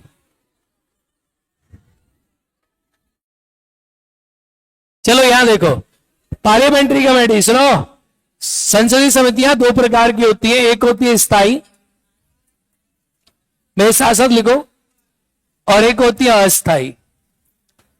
स्थायी और दूसरी होती है अस्थाई, बातें कम काम ज्यादा। स्थायी और अस्थाई 2 प्रकार की होती है। देखो अस्थायी समिति होती है, ये परमानेंट है, जो हमेशा कार्य करते हैं। आप लिख सकते हो इसमें ऐसी समितियां जो हमेशा कार्य करती हैं। देखो स्थायी समिति को बोलते हैं हम इंग्लिश में स्टैंडिंग कमेटी, इसको बोलते हैं स्टैंडिंग कमेटी। क्या बोलते हैं? Standing committee. इसको बोलते हैं स्थायी समिति यानी स्टैंडिंग कमेटी। और अस्थायी समिति को हम बोलते हैं क्या, इसको बोलते हैं हम एडहॉक कमेटी। क्या बोलते हैं? एडहॉक कमेटी, यानी इसे हम बोलते हैं तदर्थ समिति। क्या बोलते हैं? इसका दूसरा नाम है तदर्थ। क्या नाम है? तदर्थ समिति। स्थायी समिति को बोलते हैं स्टैंडिंग कमेटी। क्या बोलते हैं? ये एक बार बनती है, हमेशा कार्य करती है। और अस्थायी समिति जो होती है, ये किसी विशेष, सुन लो, ये किसी विशेष, बात सुनो, ये किसी विशेष कार्य के लिए, ये किसी विशेष कार्य के लिए बनाई जाती हैं, किसी विशेष कार्य के लिए बनाई जाती हैं। और कार्य समाप्त होने पर, और कार्य समाप्त होने पर, विष्णु विष्णु विष्णुवे नमः, समाप्त हो जाते हैं। क्या हो जाती है? समाप्त हो जाती है। लाइट नहीं है, वो पता चल रहा है कि जो है इन्वर्टर भी जो भी चल रहा है, वो कह रहा है मैं अपनी औकात से बाहर जा चुका हूं, प्लीज प्लीज इंतजाम करें, 2-3 मिनट में ही बप होने वाला है। डन। मुझे डर इस बात का है कि मुझे तो हार सिलेबस बा, अब हमारे पास, अब मैं आपको बता दूं, हमारी क्लास हम लास्ट फेयरवेल करेंगे 24 तारीख को।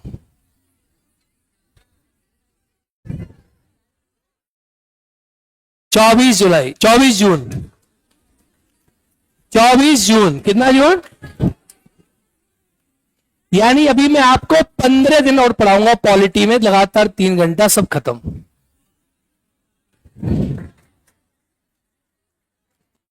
सही है ना?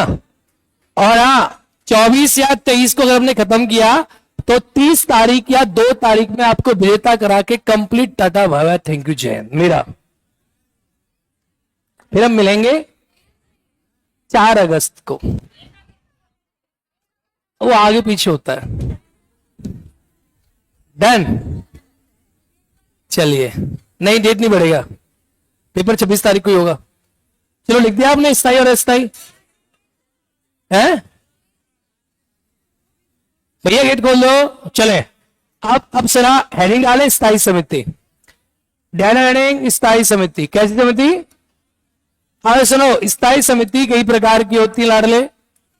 इसमें होती है, बात नहीं बेटा, इसमें स्थायी समिति में एक होती है जैसे वित्त संबंधी समिति। कौन सी होती है? मेरे साथ साथ लिखो, बातें कम कर दो। जितना दिमाग ना, अगर तुम्हें शांति से बैठोगे तो गर्मी में क्या होगा, शरीर में कई प्रकार की समस्या आएंगी। जैसे मैं अभी शांति खड़ा होता हूं तो यहां खुजली इधर, खुजली इधर, खुजली हो जाती है। अगर पढ़ाते रहो, लिखते रहो, लिखते रहो तो पता नहीं चलेगा क्या हो रहा है। डन। इसीलिए लिखो ज्यादा, बैठो नहीं। पहला आता है वित्त संबंधी समिति। अब वित्त संबंधी समिति जो है ये 3 प्रकार की है, ये 3 प्रकार की है। इसके अंदर आता है ए, इसे कहते हैं लोक लेखा समिति। क्या कहते हैं? लोक लेखा समिति। इसके अंदर आता है बी, जिसे हम कहते हैं प्रारूपम समिति अस्ति। क्या कहते हैं? लोक लेखा समिति, लोक उपक्रम समिति, लोक उपक्रम समिति, पब्लिक अंडरटेकिंग समिति। और तीसरी आती है जिसको हम बोलते हैं प्राक्कलन समिति। क्या कहते हैं? तो ये आपको याद रखना है कि 3 कमेटी है ना, ये वित्त संबंधी समिति है। इन कमेटियों का काम है फाइनेंशियल मैनेजमेंट करना। लोक लेखा को कहते हैं public account committee, public account committee. इसको हम नाम देते हैं लोक लेखा समिति, पीएसी। लोक उपक्रम को कहते हैं हम public undertaking, public undertaking committee. अच्छा, मैंने आज आपको बेल के बारे में बताया था सुबह, पता चला जानकारी? इन सब जानकारियों को प्राप्त करते रहा करो, शेयर करके रखा करो अपने पास। एस्टीमेट कमेटी, क्या बोलते हैं इसे?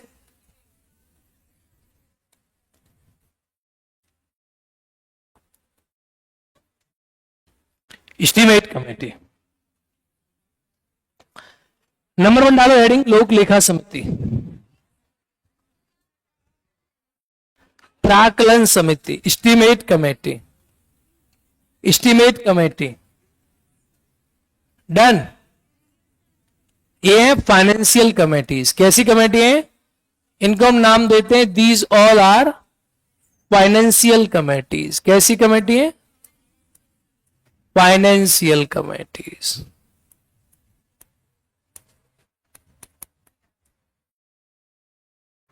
डन। अरे भैया बंटी कुमार, मेंस की क्लास हम ही शुरू करेंगे, कोशिश नहीं करेंगे हम। ये कोशिश नहीं होती, ये ही प्रावधान है। क्या मेंस का क्लास इतिहास और पॉलिटी शुरू होता है। डन। क्योंकि ये दोनों अगर का मेंस में निपट गए दोनों, तो मेंस पास, खत्म। और दोनों अगर नहीं निपटे तो तुम निपट गए।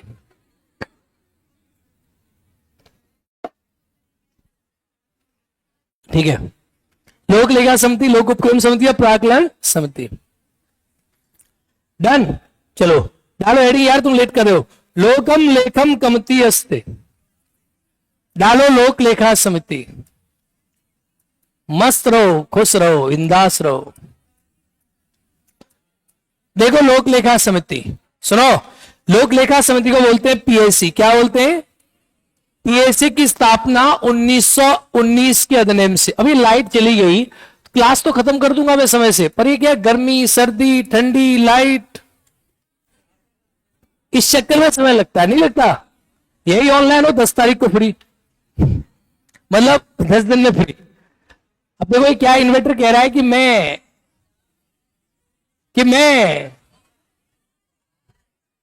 यह शपथ लेता हूं कि मेरे पास शक्ति नहीं है। ये ऑनलाइन वाले प्यारे बच्चों, किसी भी समय अगर आपके सामने काला अंधेरा दिखे तो ये मान लेना कि हमने कुछ नहीं किया है, और उसके बाद सो जाना। Done done. नहीं तुम कहो गुरुजी क्या हो गया, क्लास कैसे बंद हो गई? हाँ जा सकता है, लग रहा है मुझे। अगर किसी भी समय ऐसा हो जाए तो कुछ नहीं करना है, केवल जाके सो जाना है, उठना है उसके बाद देखना है। डन। मेंस के लिए अलग से कोर्स नहीं लेना पड़ेगा, सब इसी में है। चले देखो, अब मेरी साथ लिखो। लोक लेखा समिति की स्थापना हुई थी 1919 से, अधिनियम से 1921 में हुई थी। कब हुई थी? अब देखो मैं आपको ना समिति बताऊंगा, प्रत्येक समिति में आपको 4-5 पॉइंट ध्यान देने। समिति कब बनी, समिति में कितने आदमी थे, और समिति का कार्यकाल कितना है, और समिति क्या करती, और समिति के सदस्य कैसे बनते, और समिति का अध्यक्ष कहां से होगा। बस हर कमेटी का शॉर्ट फॉर्मूला। आप बहुत समिति पढ़ोगे, 20 समितियां हैं, आप शॉर्ट में समझो। देखो ये बनी 1921 में। अभी स्थायी समिति है, याद रखना जितनी भी स्थायी समिति है उन सारी स्थायी समिति का कार्यकाल 1 वर्ष होता है। जितनी भी है सबका कार्यकाल 1 साल है, याद ही नहीं करना, 1 साल है। क्लियर? दूसरा, कोई भी स्थायी समिति के सदस्य होते हैं, देखो इसके सदस्यों की संख्या, इसकी सदस्यों की संख्या 22 है। कितना है? तो इसमें 15 होते हैं लोकसभा से और 7 कहां से होते हैं? तो इस समिति में 15 मेंबर हैं लोकसभा से और 7 मेंबर कहां से? आपके राज्यसभा से। तो 15 और 7 ये ऐसे करके इसके मेंबर बटे हुए हैं, 15 लोकसभा से और 7 कहां से? राज्यसभा से। इसके मेंबर होते हैं 15 + 7। अब सदस्यों का निर्वाचन, जो भी कमेटी है, हर कमेटी में मेंबर होंगे, उनका निर्वाचन एकल संक्रमणीय मत प्रणाली से होगा। कहां से होगा? एकल संक्रमणीय मत प्रणाली से होगा इसका निर्वाचन। ये आपको याद रखना है लोक लेखा समिति का। तीसरा, गुरुजी एक बात बताओ, ये एक हो गए। कोई मंत्री किसी भी समिति का, कोई मंत्री किसी भी समिति का सदस्य नहीं होता। क्या नहीं होता? सदस्य नहीं होता है। इस समिति के अंदर एक खास बात है कि 1967 से इस समिति का जो अध्यक्ष होगा वो विपक्ष से होगा, विपक्ष का नेता नहीं होगा। अध्यक्ष जो है वो कहां से होगा? विपक्ष से होगा। कहां से होगा? इसका अध्यक्ष जो है वो विपक्ष से होगा। अब ये वाली बात जो है ना, अब यहां देखो, अध्यक्ष कहां से होगा? विपक्ष से होगा। अब इस समिति का गुरुजी कार्य क्या है, ये करती क्या है? तो इस समिति का जो कार्य है वो सुन लो। इस समिति का कार्य है कि जो लोक लेखा समिति होती है ये सीएजी की रिपोर्ट की जांच करती है। अब एक बात आपको याद रखनी है, सीएजी अपनी रिपोर्ट किसे सौंपता है? राष्ट्रपति को। किसको सौंपता है? किसको सौंपता है? और राष्ट्रपति उसकी रिपोर्ट कहां रखवाते हैं? संसद में। कहां रखवाते हैं? और संसद से उसकी जांच कौन करती है? पीएसी। कई बच्चे कई प्रकार का सवाल एग्जाम में आएगा, वो समझते हैं कि सीएजी अपनी रिपोर्ट सौंपता है पीएसी को। गलत गलत। यहां सौंपता है संसद को। गलत गलत। यहां राष्ट्रपति और यहां से यहां और यहां से, तो उसकी रिपोर्ट की जांच करती। अब समझ आया कि नहीं है? आया समझ? इसीलिए लोक लेखा समिति का सीएजी को कहते हैं मित्र। क्या कहते हैं? दूसरा दार्शनिक। क्या कहते हैं? और तीसरा मार्गदर्शक। क्या कहते हैं? फ्रेंड, फिलोसफर एंड गाइड कहते हैं। बोलो हां। बब बब लिखे आगे। लोक लेखा समिति, लोक लेखा समिति लिखिए। पीएससी की स्थापना, लोक लेखा समिति की स्थापना 1919 के अधिनियम से वर्ष 1921 में हुई थी। 1919 के अधिनियम से 1921 में हुई थी। कब हुई थी? 1919 के अधिनियम से 1921 में हुई थी। अरे हाँ या ना? लिखें। समिति में सदस्यों की संख्या लिखो। इसमें 22 सदस्य होते हैं। इसमें 22 सदस्य होते हैं। 15 लोकसभा से और 7 राज्यसभा से। 15 लोकसभा से और 7 राज्यसभा से।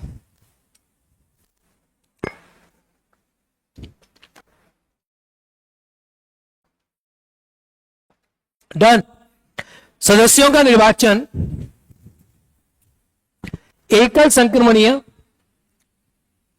मत प्रणाली से होता है। एकल संक्रमणीय मत प्रणाली से होता है। यह आप जानते हो नहीं जानते? निर्वाचन एकल संक्रमणीय मत प्रणाली से होता है। किससे होता है? एकल संक्रमणीय मत प्रणाली से होता है। बेटा एक पीडीएफ भेजी होगी, अंकित ने भेजी है क्या? अंकित ने पीडीएफ नहीं भेजी? उसको लगाओ। तुम लोगों के पास आ गया? उसको पीछे लगाना बोर्ड पे। पीछे मतलब बोर्ड पे नहीं, बोर्ड की बैकग्राउंड में। चाहे लगा दो, इसमें लगा दो, कोई दिक्कत नहीं, चलेगा। लगा दो, दिख जाएगा। हाँ, कौन करते हैं? एकल संक्रमणीय मत प्रणाली से होता है। आगे लिखें। समिति का कार्यकाल 1 वर्ष का होता है। समिति का कार्यकाल 1 वर्ष का होता है।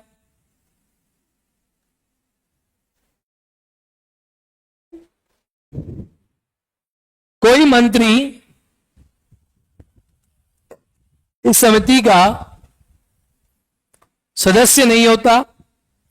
कोई मंत्री इस समिति का सदस्य नहीं होता।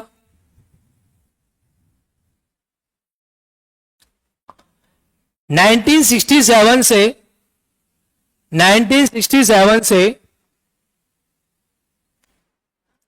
इसका अध्यक्ष विपक्ष से होता है। 1967 से इसका अध्यक्ष विपक्ष से होता है। जिसकी नियुक्ति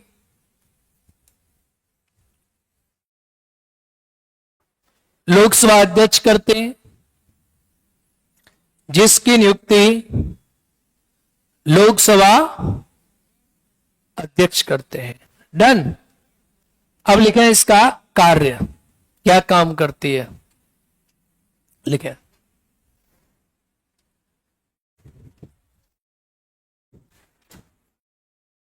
यह सीएजी की रिपोर्ट की जांच करती है। सीएजी की रिपोर्ट की जांच करती है। सीएजी की रिपोर्ट की जांच करती है। क्या करती है? जांच। सीएजी की रिपोर्ट की जांच करती है। Done done done. रिपोर्ट में क्या होगा, क्या नहीं होगा। देखिए, सीएजी को लोक लेखा समिति का मित्र,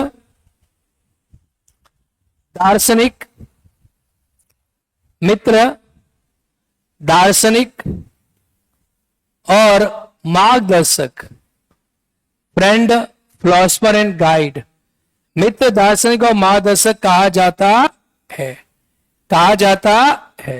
अरे बोलो हाँ या ना? क्या कहा जाता है? मित्र, दार्शनिक और दर्शक कहा जाता है। अब हम बात करते हैं अगली समिति, जिसका नाम है प्राक्कलन समिति। क्या नाम है? प्राक्कलन समिति। इसे कहते हैं एस्टीमेट कमेटी। क्या कहते हैं? देखो सुनो, एस्टीमेट कमेटी क्या करती है? एस्टीमेट कमेटी जो है, इसमें जो सदस्यों की संख्या है, एस्टीमेट कमेटी में देखेंगे जो सदस्यों की संख्या है, इसमें सदस्यों की संख्या 30 होती है। कितनी होती है? 30।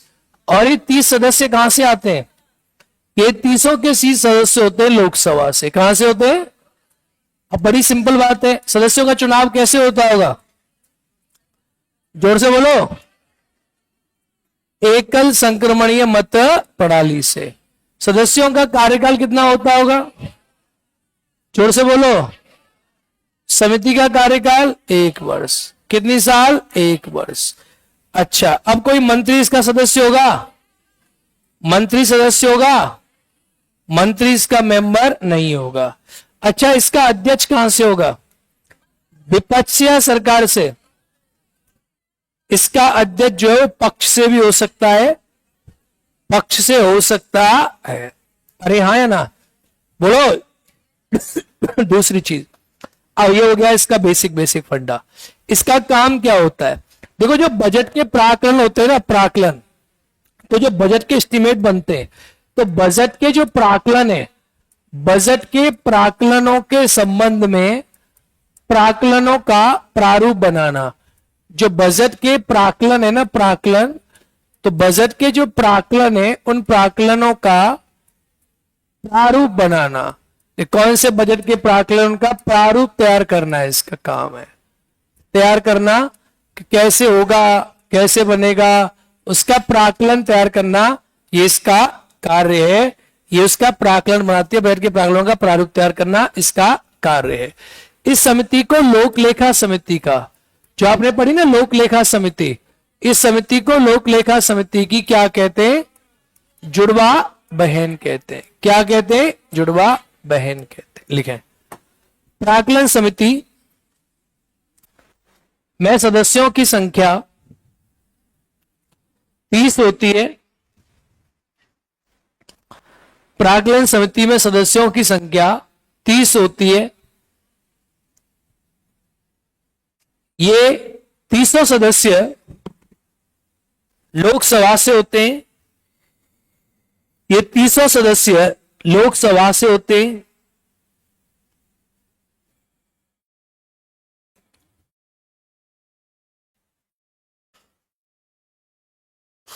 कोई मंत्री इनका सदस्य नहीं होता,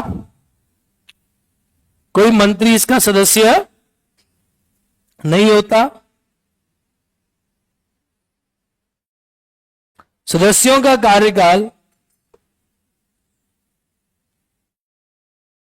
1 वर्ष है। कितनी साल है? तो समिति का कार्यकाल कितना हो गया? 1 साल हो गया। Done done. और चुनाव कैसे होता है? लिखना जरूरी है कि नहीं? लिखे, इसका अध्यक्ष, इसका अध्यक्ष पक्ष से भी हो सकता है, इसका अध्यक्ष पक्ष से भी हो सकता है, यानी सरकार से भी हो सकता है। इसका अध्यक्ष सरकार से भी हो सकता है। अरे हाँ या ना? डन। अब लिखो कार्य।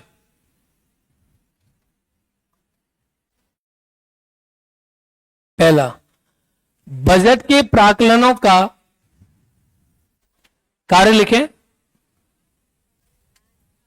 कार्य, बजट के प्राकलनों का प्रारूप तैयार करना। बजट के प्राकलनों का प्रारूप तैयार करना। बजट में मितव्ययता लाना। बजट में मितव्ययता लाना। क्या लाना? मितव्ययता, यानी खर्चा कम हो, मितव्ययता लाना। डन। मितव्ययता होती है खर्चा कम करना।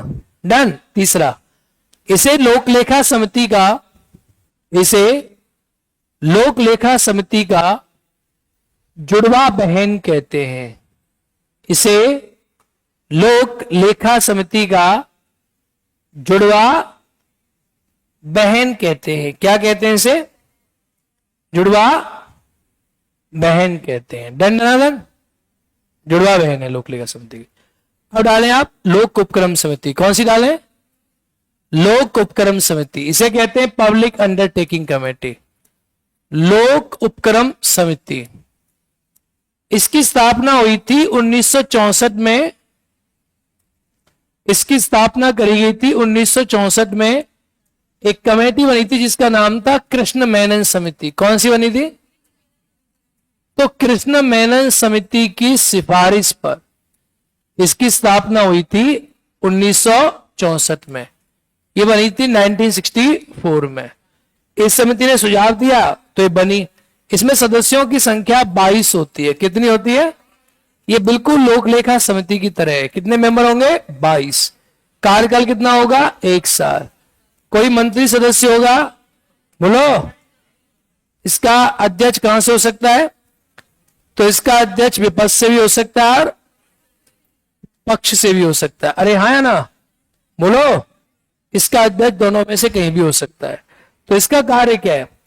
इसका कार्य क्या है? देखो, इसका कार्य है बेसिकली जो लोक उपक्रम होते हैं। कौन होते हैं? लोक उपक्रम जो होते हैं, जैसे हमारे पीएसयूज हैं, फॉर एग्जाम्पल जैसे पब्लिक सेक्टर यूनिट, जैसे गेल इंडिया, भेल India, IOC, NTPC, ONGC, SAIL India, coal India, जो भी है। तो उन पीएसयूज होते हैं ना, उन पीएसयूज की रिपोर्ट बनती है। पीएसयू के संबंध में सीएजी रिपोर्ट बनाता है। तो उस पीएसयू के संबंध में रिपोर्ट बनी है सीएजी की, उस रिपोर्ट की जांच करना। क्या करना? रिपोर्ट की जांच करना। ये इसका प्राथमिक कार्य है कि उस रिपोर्ट में सीएजी ने क्या लिखा है। दूसरा, जो भी लोक उपक्रम है सरकार के, इस लोक उपक्रमों के संबंध में क्या करना? लोक उपक्रमों के संबंध में जांच करना कि इनमें मित्रवता कैसी आ रही कि नहीं आ रही है। ये सब काम है लोक उपक्रम समिति के। आया समझ? बोलो, लिखे। लोक उपक्रम समिति, बहुत गर्मी लग रही है मुझे। लोक उपक्रम समिति की स्थापना, लोक उपक्रम समिति की स्थापना वर्ष 1964 में, वर्ष 1964 में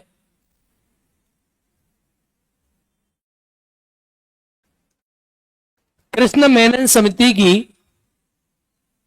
कृष्ण मेनन समिति की सिफारिश पर बनी थी। कृष्ण मेनन समिति की सिफारिश पर बनी थी। डन? Done done? लिखे। इसमें सदस्यों की संख्या, इसमें सदस्यों की संख्या 22 होती है। 22 होती है।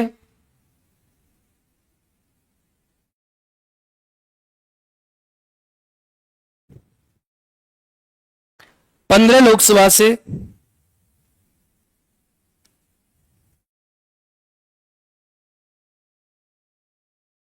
और 7 राज्यसभा से। 15 लोकसभा से और 7 राज्यसभा से। कार्यकाल 1 वर्ष का होता है। कार्यकाल 1 वर्ष का होता है। किसका होता है? 1 वर्ष का होता है। डन? कोई मंत्री इसका सदस्य नहीं होता। कोई मंत्री इसका सदस्य नहीं होता। अच्छा, जॉन मथाई, ओके। कोई मंत्री इसका सदस्य नहीं होता। इसका अध्यक्ष पक्ष और विपक्ष दोनों से हो सकता है। इसका अध्यक्ष पक्ष और विपक्ष दोनों से हो सकता है। अरे हाँ या ना? अध्यक्ष कहां से हो सकता है? पक्ष और विपक्ष दोनों से हो सकता है। डन? लिखें कार्य। कार्य, इसका कार्य, इसका कार्य लोक उपक्रमों के संबंध में, लोक उपक्रमों के संबंध में सीएजी के द्वारा, लोक उपक्रमों के संबंध में सीएजी के द्वारा दी गई, सीएजी के द्वारा दी गई रिपोर्ट की जांच करना, सीएजी के द्वारा दी गई रिपोर्ट की जांच करना। क्या करना? जांच करना। बैच नंबर 5 वाले लोग हैं।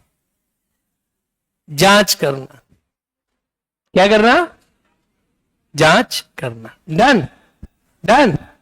चलो अच्छा सुनो, उसमें एक लाइन लिख दो। एस्टीमेट कमेटी में बच्चा लिख रहा है ना, जॉन मथाई वाली बात, तो आप लिख सकते हो, आप चाहो तो लिख सकते हो। प्राक्कलन समिति में लिख दो आप। प्राक्कलन समिति की स्थापना हुई थी 1950 में। कब हुई थी? 1950 में। तो उस समय जॉन मथाई थे, तो आप चाहो तो नाम लिख सकते हो इनका, जॉन मथाई की सिफारिश पर। स्थापना 1950, जॉन मथाई की सिफारिश पर। लोक लेखा समिति खत्म हो गई, तीनों फाइनेंशियल कमेटी खत्म हो गई। अब डालो डीआरसीज, विभागीय संबंधी समितियां। विभागीय संबंधी समितियां, इन्हें कहते हैं डीआरसीज। क्या कहते हैं? डीआरसीज, विभागीय संबंधी समितियां। इन्हें नाम देते हैं डीआरसीज, विभागीय संबंधी समितियां। डीआरसीज, डिपार्टमेंटल रिलेटेड स्टैंडिंग कमेटीज। ठीक है, विभागीय संबंधी समितियां। आपको मैंने पढ़ाया था इनके बारे में थोड़ा सा। विभागीय संबंधी समितियों की स्थापना 1991 के आर्थिक सुधार हुए थे हमारे कंट्री में। तो 1991 के जब आर्थिक सुधार हुए, तो इस आर्थिक सुधार के बाद 1993 में विभागीय समितियों की स्थापना की गई। वर्तमान में हमारे कंट्री में इनकी स्थापना की गई। वर्तमान में इनकी संख्या 24 है। कितनी है? टोटल 24 विभागीय समितियां हैं। और 24 हैं तो क्या है, इसमें 16 विभागीय समिति किसकी हैं? लोकसभा की। और 8 समितियां किसकी हैं? राज्यसभा की।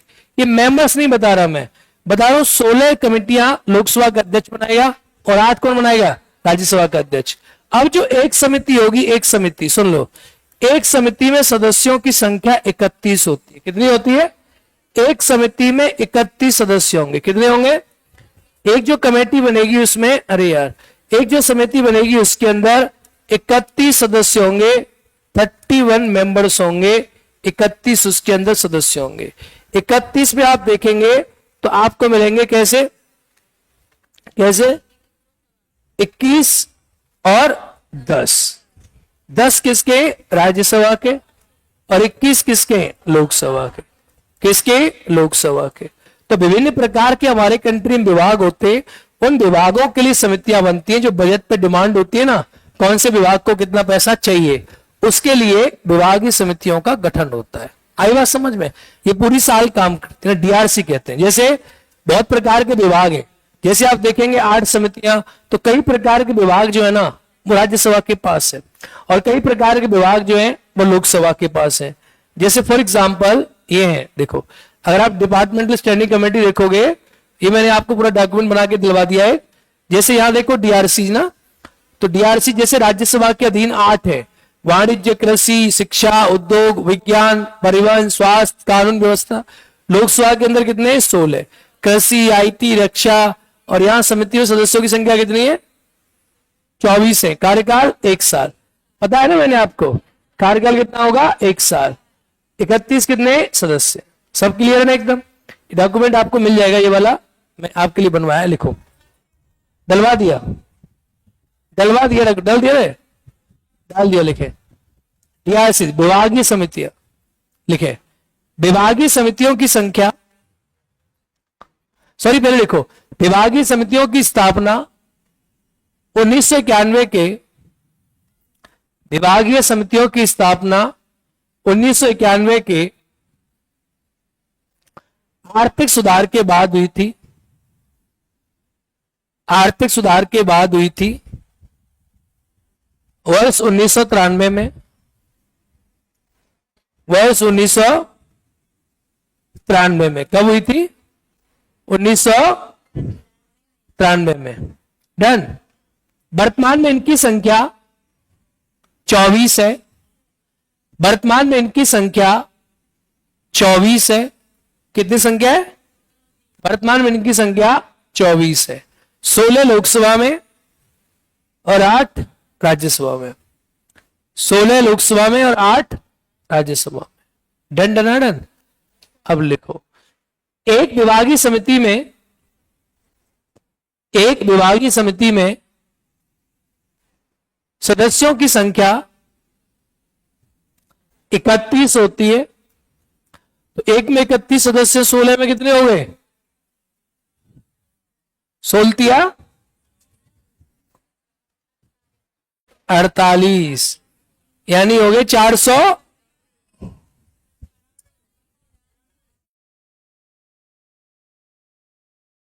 अबे गधे, हाँ चलो ठीक है, जो भी हुए, मतलब दोनों सदन मिला के ना, तो सदस्य क्या होते? 31, जिसमें 21 लोकसभा से लिखो और 10 कहां से हो गए? राज्यसभा से। कहां से हो गए? राज्यसभा से। समिति का कार्यकाल 1 साल का है। सब 8 होगा ना सर? 8 सही, तो 8 ही तो लिखा है इसमें, क्या गलत दिखा दिया क्या हमने? समिति का कार्यकाल 1 साल का होता है। समिति का कार्यकाल 1 साल का होता है। Done done done. ये होगी आपकी विभागीय संबंधी समितियां। आया समझ? अब देखो, आप एक चार्ट बनाओ। अब एक चार्ट बनाते हैं हम समितियों का। आप एक काम करो, ये हो गया। अब एक समितियों का चार्ट बनाओ, एक ना ऐसे करके जैसे मैंने बनाया। सुनो क्या करोगे इसमें, अन्य महत्वपूर्ण समितियां। सुन लो, तुम घर से बना सकते हो। सुनो बता दूं मैं, ये देखो, ये वाली समिति कोई काम की नहीं है, ये समिति काम की है। डन। ये समिति काम की है। मैं सारी बताता हूं आपको कौन सी हमें पढ़नी है।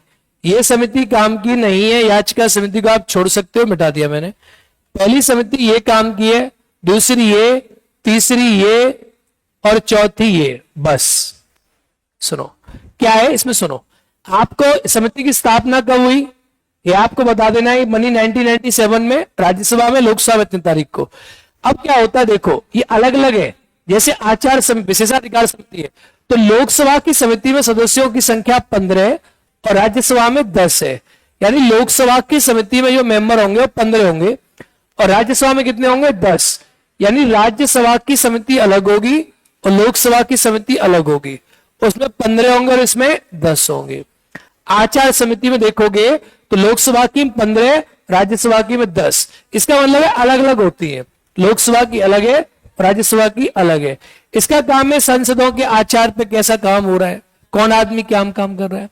SC/ST कल्याण समिति में सदस्यों की संख्या 30 होती है। कितनी होती है? 30, जिसमें 20 लोकसभा में और 10 राज्यसभा में। कितनी होती है? 30। 20 लोकसभा में और 10 राज्यसभा में। ये ओवरऑल 30 होते हैं टोटल मिला के।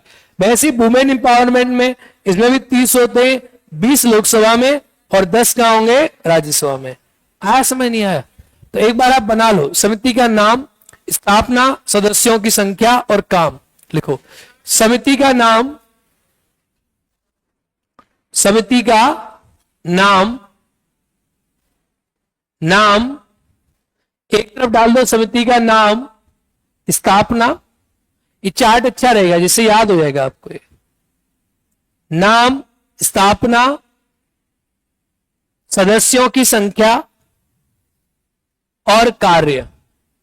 नाम, स्थापना, सदस्यों की संख्या और कार्य। Done done. पहला नाम लिखें, विशेषाधिकार समिति। पहला नाम लिखें, विशेषाधिकार समिति। विशेषाधिकार समिति, प्रिविलेज कमेटी। स्थापना को खाली छोड़ दें। सदस्य लिखें, लोकसभा में 15 और राज्यसभा में 10। लोकसभा में 15 और राज्यसभा में 10। डन हो गया? कह दो हाँ। अब ऐसे समझाने के लिखा है मैंने, मतलब टोटल 25 नहीं हुए, लोकसभा की में कितने होंगे और राज्यसभा की में। आया समझ कि नहीं आया?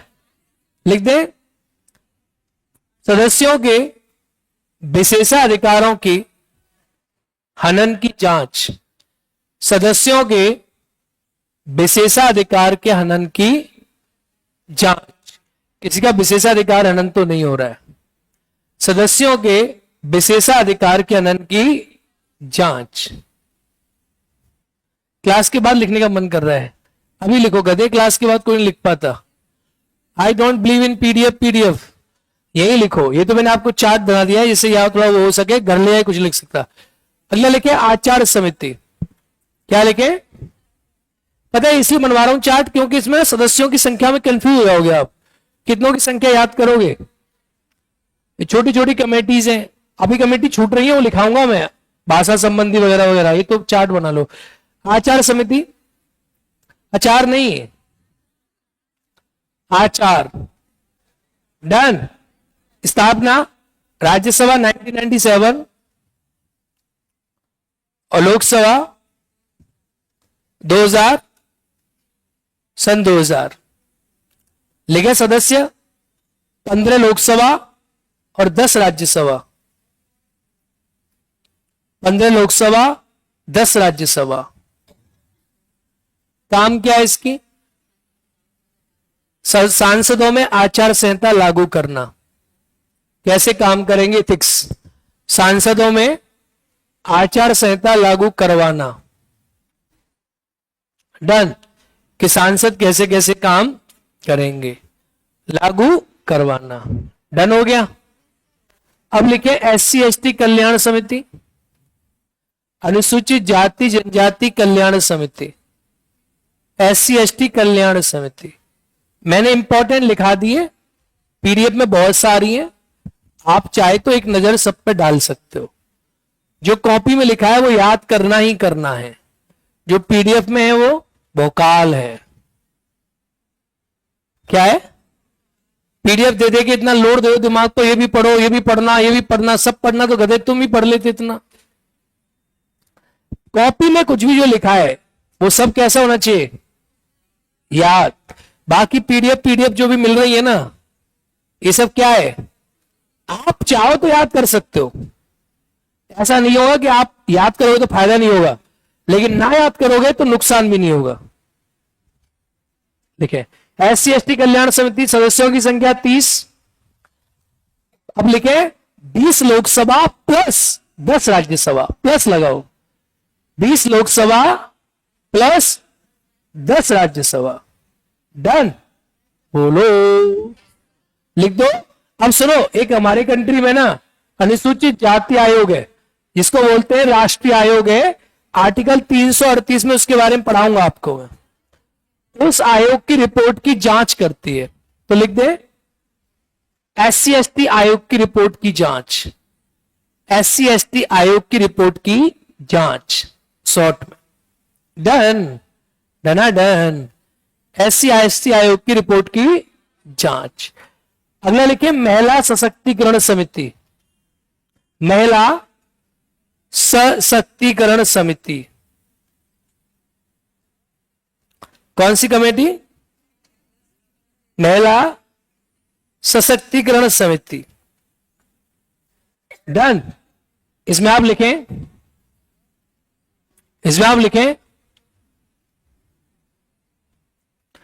30 सदस्य,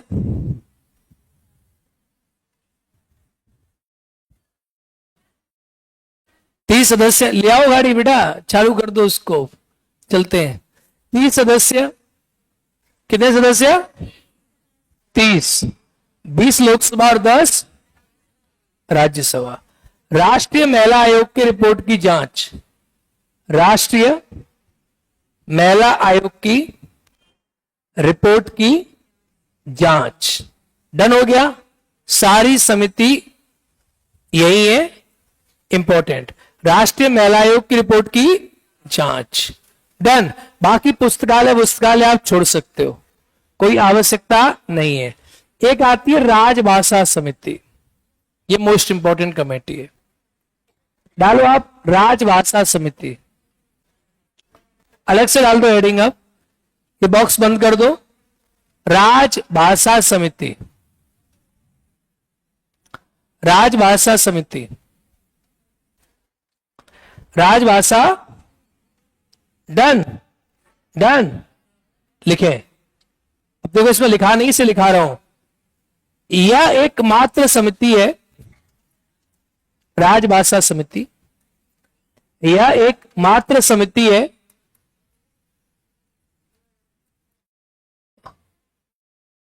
राजभाषा समिति, यह एकमात्र समिति है जिसका उल्लेख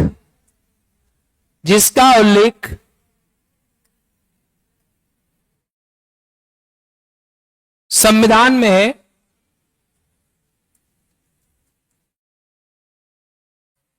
आर्टिकल 344 में, आर्टिकल 344 में इस समिति का उल्लेख है।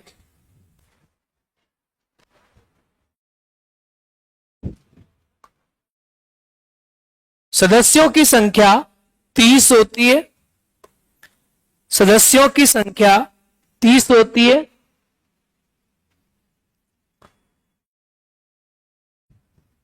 बीस लोकसभा से और 10 राज्यसभा से, 20 लोकसभा से और 10 राज्यसभा से।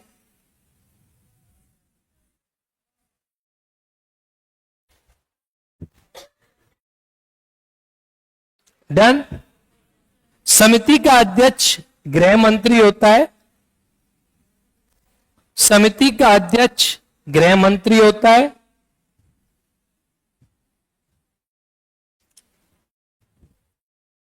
समिति का अध्यक्ष कौन होता है? अब लिखें कार्य। हिंदी भाषा की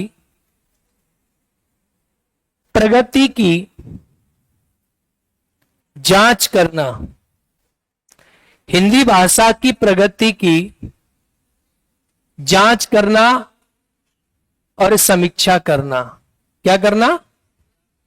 जांच करना और समीक्षा करना। अरे हां या ना बोलो। देखो सारी समितियों के अध्यक्ष यहां लिखे हुए, वर्तमान में किसका कौन है।